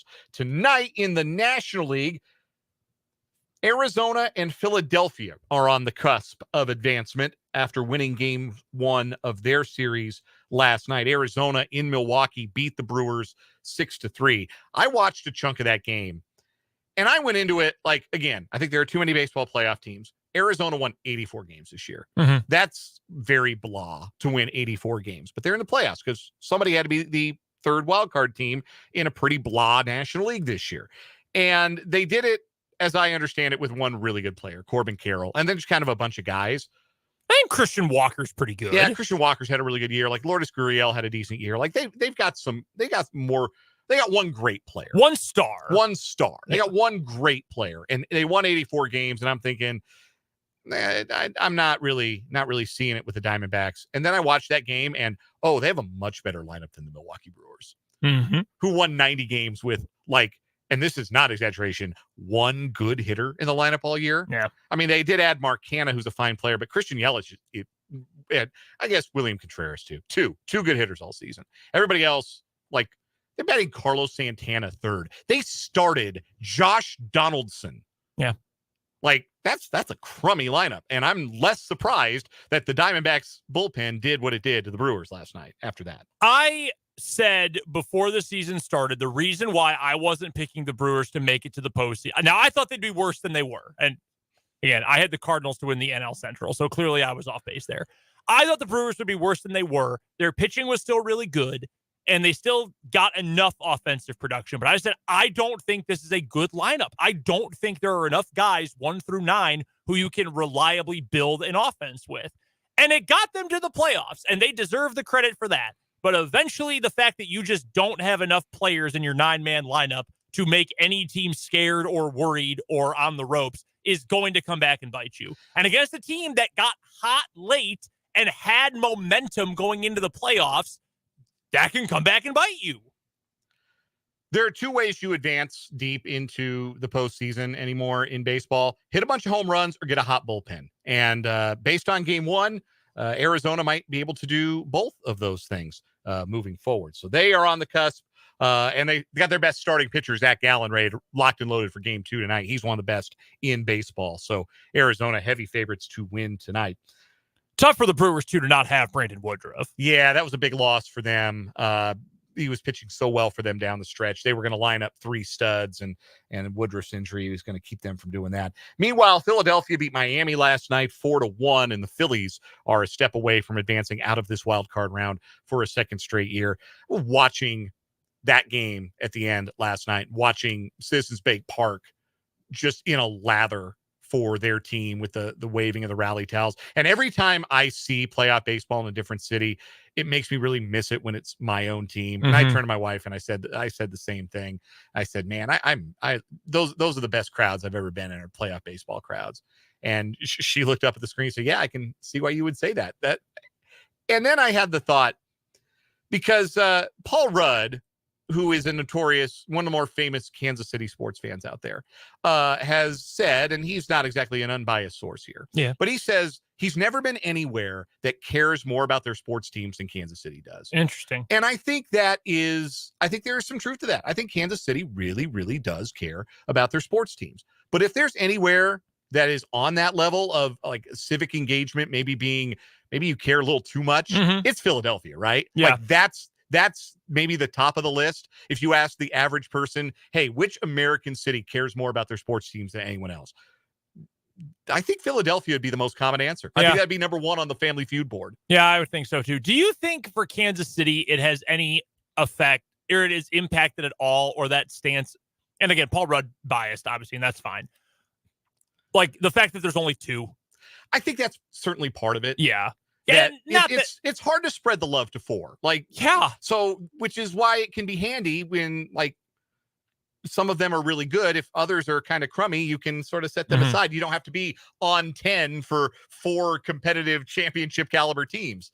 I care about the Bulls. I really do. And they make me mad, and we're just a few weeks away from them making me mad all over again. But I cannot watch 82 Bulls games because I have too much energy I'm committing to watching the Packers, the football team I care about, or the Cubs, the baseball team I care about, or the teams I cover for work, or my alma mater. There's too much. Whereas if you're, Kansas City born and bred, you might have gone to college locally, but there's the Chiefs, there's the Royals, and then you had to go find something else if you wanted something else. So your emotional bandwidth, you have all 12 months covered, and you don't have, you don't have to, also be too concerned, if you don't want to be, about a hockey team or a basketball team, because there isn't one in the backyard. So I think there's some truth to that. I grew up in a 4-sport city. You did too. And like right now, it's in my hometown or adjacent to my hometown. You've got two teams that are championship caliber, have won championships in the last 2 years. They have two teams that stink and are laughing stocks in their respective leagues. And that's probably healthy, that the fall and most of the summer, you can kind of chill a little bit. You don't have to get super hype if you're a Denver sports fan over the Broncos and Rockies. You can just let them be background noise and invest in the teams that are good and are worth your time. Next headline for me today, a very local headline for you, a player that we certainly know a lot about in the high school sports scene. BJ Kennedy of Topeka High, he made his commitment to play college football today. He's going Power 5, and he's going to the Greater Bay Area. The Topeka High product is going to Cal. He's going to be a Golden Bear, and he's going to play ACC football. That is an awful sentence. Not for BJ. It's awesome for him. It's incredible for him, especially because Cal is one of the best schools in America. It's just very strange that the University of California is going to be playing in the Atlantic Coast Conference. But nonetheless, BJ had announced recently that his final 3 schools in his recruiting process were the 2 local programs, KU and K-State, as well as Cal. By all accounts, had a great official visit to Berkeley recently, and Cal ends up being the choice. I really like Justin Wilcox as a coach. I know Cal has had struggles in recent years. They're better this year. They're at least a lot more competitive, trying to get back to a more competitive level. Maybe they will be in the ACC, but very cool for him. I know KU and K-State had been in on him for a long time. He has been one of the top prospects in the state for this class for a long time. We know about him because we see a lot of Topeka High football. We've been there for a lot of his games in his career, but people around the state have been talking about BJ's recruitment for a long time. So very happy for him, happy for Cal football. And I like that fit. I think that'll be a good fit. I think I had read that some of the local programs had talked to him about maybe instead of being a defensive end, he bulk up a little bit, be a defensive lineman. I don't know how Cal is going to want to use him, but I do think he's a good enough athlete. He's got a great frame. He's going to find a way to make an impact for that program. Also very cool. He's only going to be an hour away from his sister, who you may have heard is a pretty good athlete in her own right. Najee Kennedy, who, of course, is at Stanford, older sister. So that's pretty cool. I like that. I like that it worked out that way. 2 of the best learning institutions in the country, too. Smart family. And they will remain athletic rivals in the Atlantic Coast Conference. Cal and Stanford. So that'll be fun too. So congratulations to BJ. That's a big day for every local athlete. Wow, whatever level you commit at, that's a big day when you make that decision and you get to continue playing beyond high school. So congratulations to BJ. One more headline for me, and I think this is a broader conversation here because normally I would not bring a headline from the English Premier League to the show, but I think there's a broader conversation to be had here about replay and what happens if replay fails. Because replay failed in an English Premier League match over the weekend. It was Liverpool and Tottenham. And again, I'm not just bringing this up because I'm a Liverpool fan and we got 100% boned here, but I do think there is like I said, a broader discussion to be had. So in soccer, you have what's called VAR, the video assistant referee. It's also the name of the system. It's like the referee is VAR and the system is called the VAR. Totally confusing, right? Yeah. So it's the VAR system, and the guy in charge of it is the VAR, the video assistant referee. Interesting. Anyhow, I'll spare you the details of the offside rule, but there was a goal scored by Liverpool. At least it appeared that Liverpool's Luis Diaz had scored a goal that would have put Liverpool in front in the match 1-0 in the first half. It was ruled out for offside on the field. The call on the field was that Diaz was behind the last defender, and so the flag went up for offside. When this happens, there is the VAR goes to work behind the scenes, and they check it, right? Yeah. And so they've got graphics they could put up on their replay screen. Basically, it's lines, right, where you're making sure that everything lines up, and if you can view with the lines that the goal scorer is beyond the defender before the pass is made, then it is offside, then the flag rightly goes up. If he's not beyond the defender, it's onside, it's a legal play, it's a good goal. What happened was that the VAR official signaled down to the on-field official, check complete, which is essentially what you say when, all right, it would be like saying the call on the field is confirmed. Okay. But he thought the call on the field was that the goal was good, when in fact the call on the field was that the goal was not good. So he's checking and he sees Luis Diaz is not on offside. This is a good goal. He thinks he is confirming that call to the official on the field. Interesting. And instead, the official on the field hears check complete and assumes that what has been called on the field has been confirmed, that it is offside, that there is no goal, and he restarts play. And as play restarts, and because of the level of this controversy, they've actually released the audio from the video, the VAR booth. You can hear them go, wait a minute, what's going on? You hear the VAR official say, oh, expletive. Like, there's nothing they could do. They couldn't go back and say, oh, wait a minute, like we meant for this to be a goal. There was no going back once the game had been restarted. So to use like an example in an American sport that you maybe are more familiar with, it would be as though there were like a safe out call at the plate and the umpire in the video room confirmed the call that they saw, but thought they were confirming the call on the field when in fact they were confirming a wrong call. Wow. So long story short, Liverpool should have scored a goal. They didn't. They ended up losing the match 2-1 in extra time. There were 2 red cards that were terrible.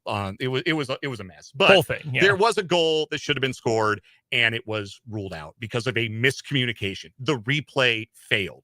Liverpool's manager Jurgen Klopp spoke earlier today and said that the only outcome should be that the game be replayed. Said, quote, probably will not happen. The argument against that will probably be that if we open that gate, everyone will ask for it. I think the situation is unprecedented. That's why a replay would be the right thing. Now, that is not going to happen. He's right about that. But it made me wonder, like, what would happen? Like, if an NFL regular season game were decided, like, let's say it's a situation where, let's do Chiefs Vikings, and Justin Jefferson gets 2 feet down in the back corner of the end zone for a touchdown for the Vikings in the first half. But the call on the field is incomplete.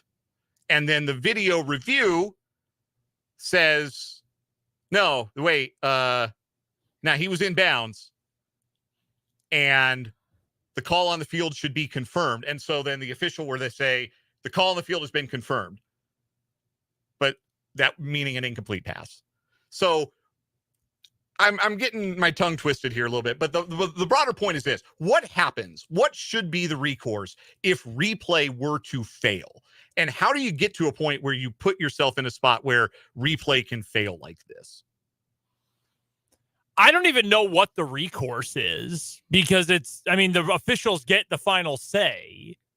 So I don't know. I don't even know how you recover from a situation like that other than just saying tough luck, which sucks, but because they're right. I mean, you can't just say, well, now any game with a bad call can be replayed. I mean, that goes way too far. They don't even let you protest games in Major League Baseball anymore, which I didn't realize. I did not know that. Yeah, since 2019, you are no longer allowed to play a game under protest. You can still protest games in basketball. The NBA, I believe, still has a protest that you can. Maybe that's why I didn't realize they got rid of it in MLB. Can play under. I don't believe there's a mechanism to play a game under protest in the NFL or the NHL. But the mechanism for protesting a game in Major League Baseball no longer exists. But yeah, I guess the broader point is just that communication between the replay review booth, and yeah, you wouldn't have this in football, right? Because you don't really have a video review booth. It's just, let me see the view, and the official ultimately makes the call based on what they see rather than what somebody else sees. Where in baseball, it's based on what somebody else is seeing. So those communication lines have to be flawless. There has to be confirmation all the way around. Okay, what was your call? Okay, this is what I saw. This is what I'm calling. And this is the verbiage you're going to use when you explain that the runner is safer out, or it's a home run, or it's a fair ball, or it's a foul ball, whatever it is.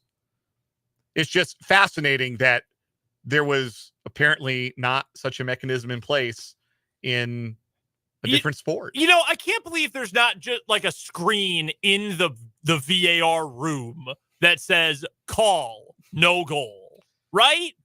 Like, how does That's the most important part of the whole thing. Right. More important than the review itself is the original call. To know what the call on the field is.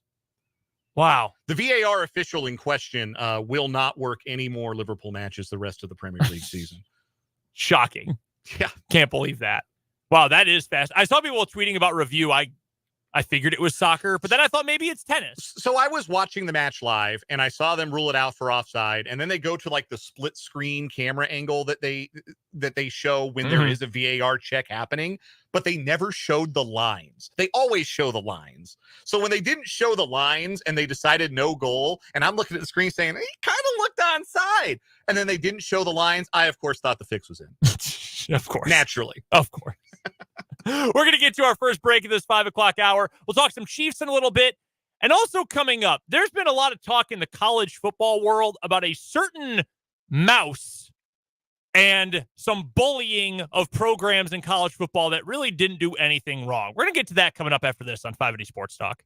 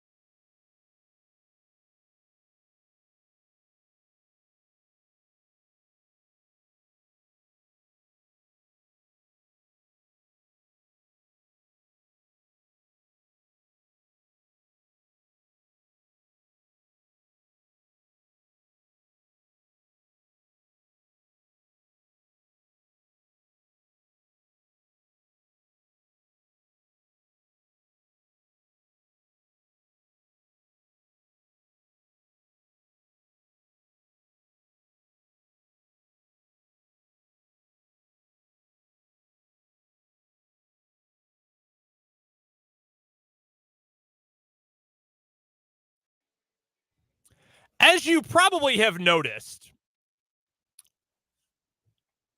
the big TV corporations, TV networks have been behind pretty much all realignment moves at the major college sports level in recent years. There's more than even recent years. There's a power and responsibility vacuum. Nobody's in charge in terms of college football, and stepping in to decide to make most of the decisions are the network executives. So there's been even more drama about this recently, and we've got the teams that are moving to the Big 12 and teams are moving to the ACC and the Big 10 and all this. A couple of schools are getting left behind in all of this. Schools that have great alumni bases, strong fan bases, and I say this biased because my wife went to one of them, but schools that really care and have a lot of tradition and passion and pride. Washington State and Oregon State are getting left out in the cold in all of this because they've never won a national title, essentially. That's pretty much what this, or aren't friends with a program that has recently won a national title or anything like that. So a lot of this vitriol started a couple of weeks ago when Lee Corso on game day made a comment. Jake Dickert and many other Americans, Jake Dickert, the head coach at Washington State, misheard the comment ahead of Washington State playing Oregon State. He ranted about it after the game, but then he got on a call with Lee Corso, a man in his 80s, and was like, hey, I was upset about this. I understand that I heard the wrong thing. Everything was squared away. They said their pleasantries. They moved on. Jake Dickert said, hey, we're moving past it. I appreciate Lee Corso. We're moving on. Game day crew. Okay, whatever. Pat McAfee, who I know you're not a fan of, and over time I have become less of a fan of, went on this whole rant. He's defending his coworkers. He likes Lee Corso. They work together. Okay, fine. He starts saying all sorts of nonsense about Washington State and their traditions and all this. Doubled down on it again this past weekend on College Game Day. We now have pieces in the Washington Post and other places. John Canzano, who we know covers the Pac-12, who are saying, yo, what the hell? Like, why are you guys going after this school? They made up. Jake Dickert apologized and made up. Like, it's over. There's no need to go after them. And it looks especially bad when people who work for Disney, which broke up the whole conference, or Fox, or any of these networks that broke up this conference and screwed over these programs, to then start being, like, mean and bullying. And, like, Pat McAfee, for his own individual sake, on his show today, he did apologize. He took a whole segment to say, hey, look, I was in the wrong. I'm defending my guy. Like, I'm sorry to Washington State University for what I said, which, okay, damage done, but whatever, fine. Move on from that specifically. But I do think it is worth saying, and I've seen some other pieces written about this in the last 48 hours too.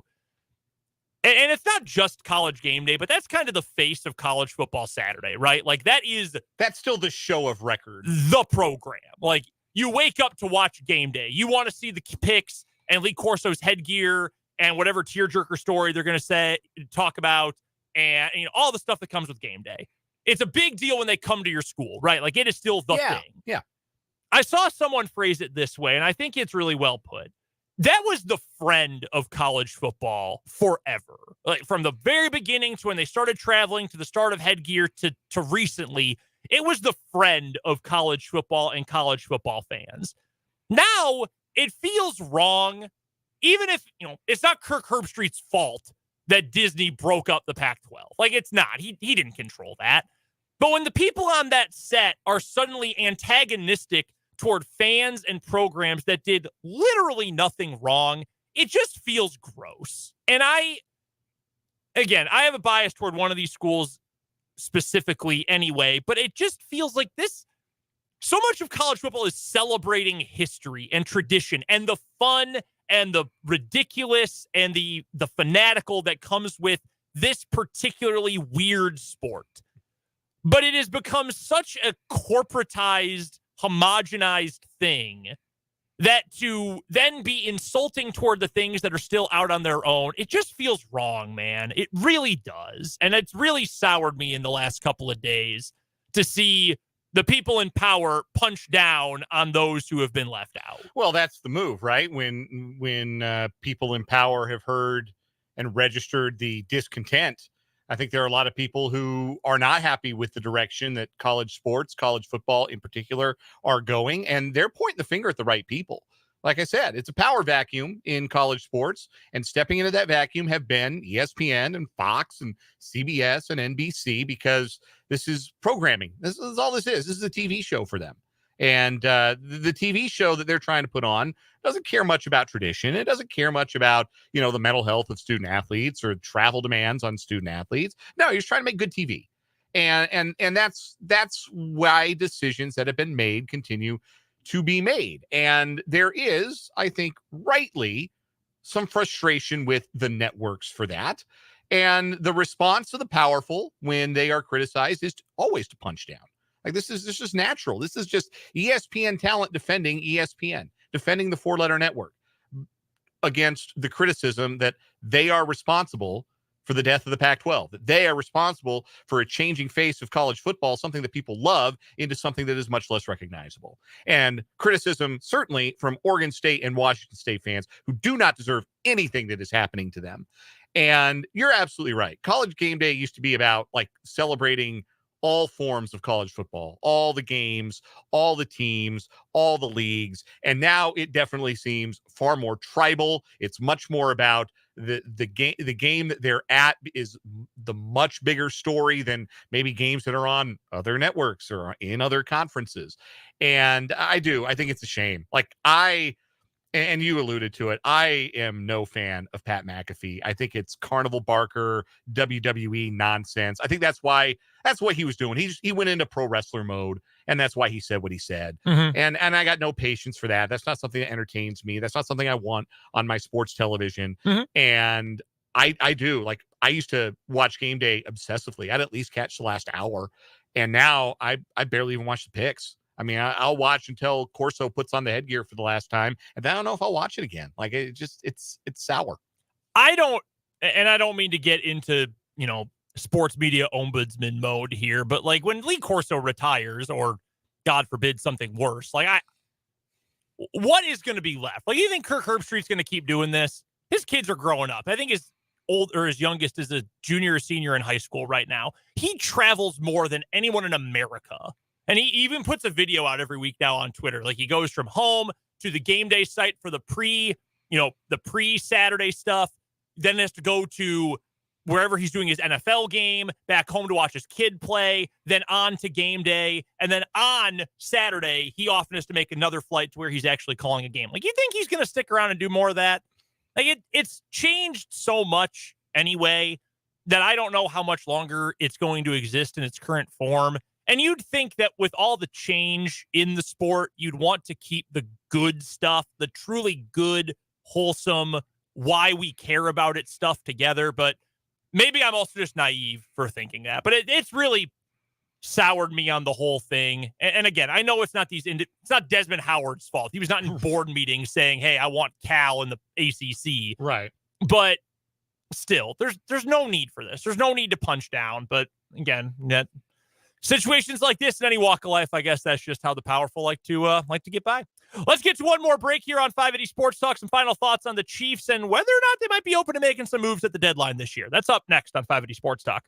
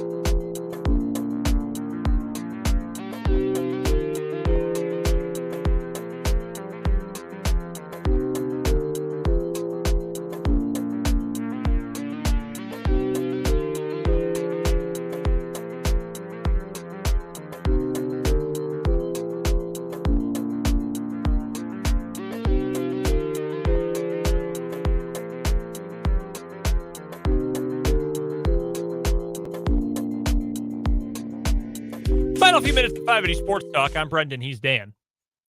Coming up on the show tomorrow, jam-packed show for you. Paul Meyerberg is going to stop by. We'll talk to Rick Peterson. We'll chat with Mitch Holtis. We'll get you ready for high school football coming up tomorrow night from Hummer Sports Park. Dan will be on the call.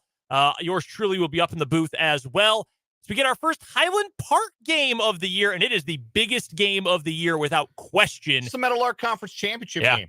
Yeah, Atchison's good. Yeah, it's a dang good football team. Highland Park coming off their first loss of the year. That should be a fun one coming up. Hummer Sports Park tomorrow night at 7 o'clock. We'll have that game right here on 580 WIBW.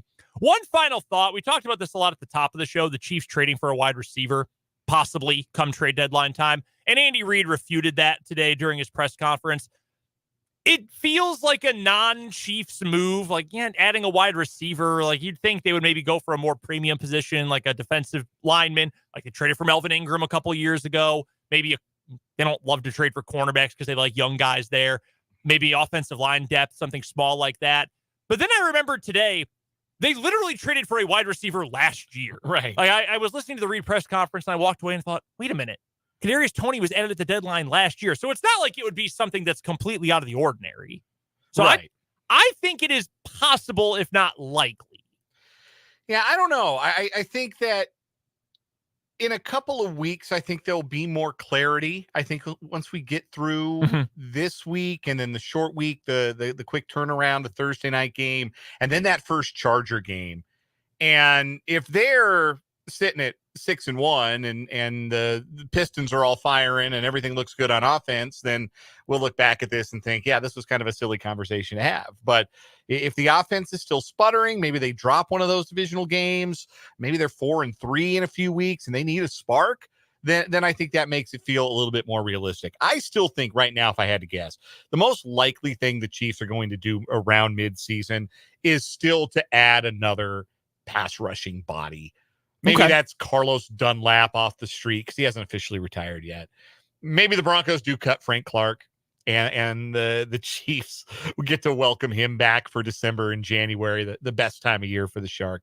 But I think that would be the area where we'd be more likely, I think, at this point to see them add than wide receiver, because I think they have assembled this group of talented but individually flawed players, and they're just trying to figure out, and I use this analogy at the top of the show, I'll bring it back, which pegs go into which holes in this offense. And I think you give Andy Reid time, you give Patrick Mahomes time, they're going to make sure they find the matching pegs. And this passing offense is maybe not going to look like bombs away laser show like it did in 2018, 2019, but it's going to get back to clicking and being the Chiefs football that we recognize.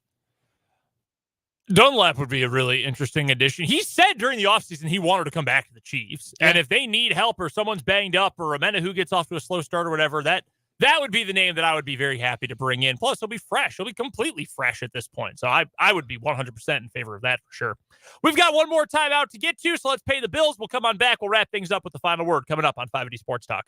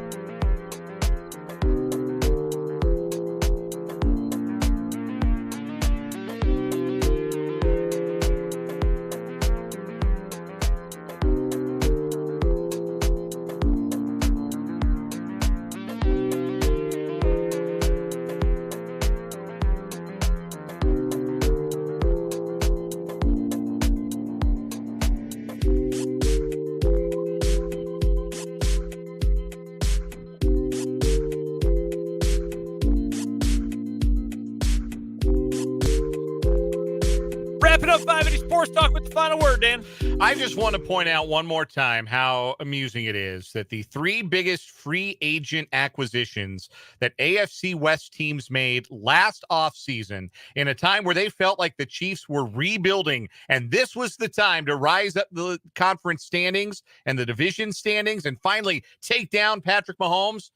Chandler Jones, J.C. Jackson, Randy Gregory, all no longer with their respective teams. Jackson traded and Gregory released today in particular. It's very amusing timing. And it just goes to show, you come at the Kings, you best not miss. And those teams, they keep missing.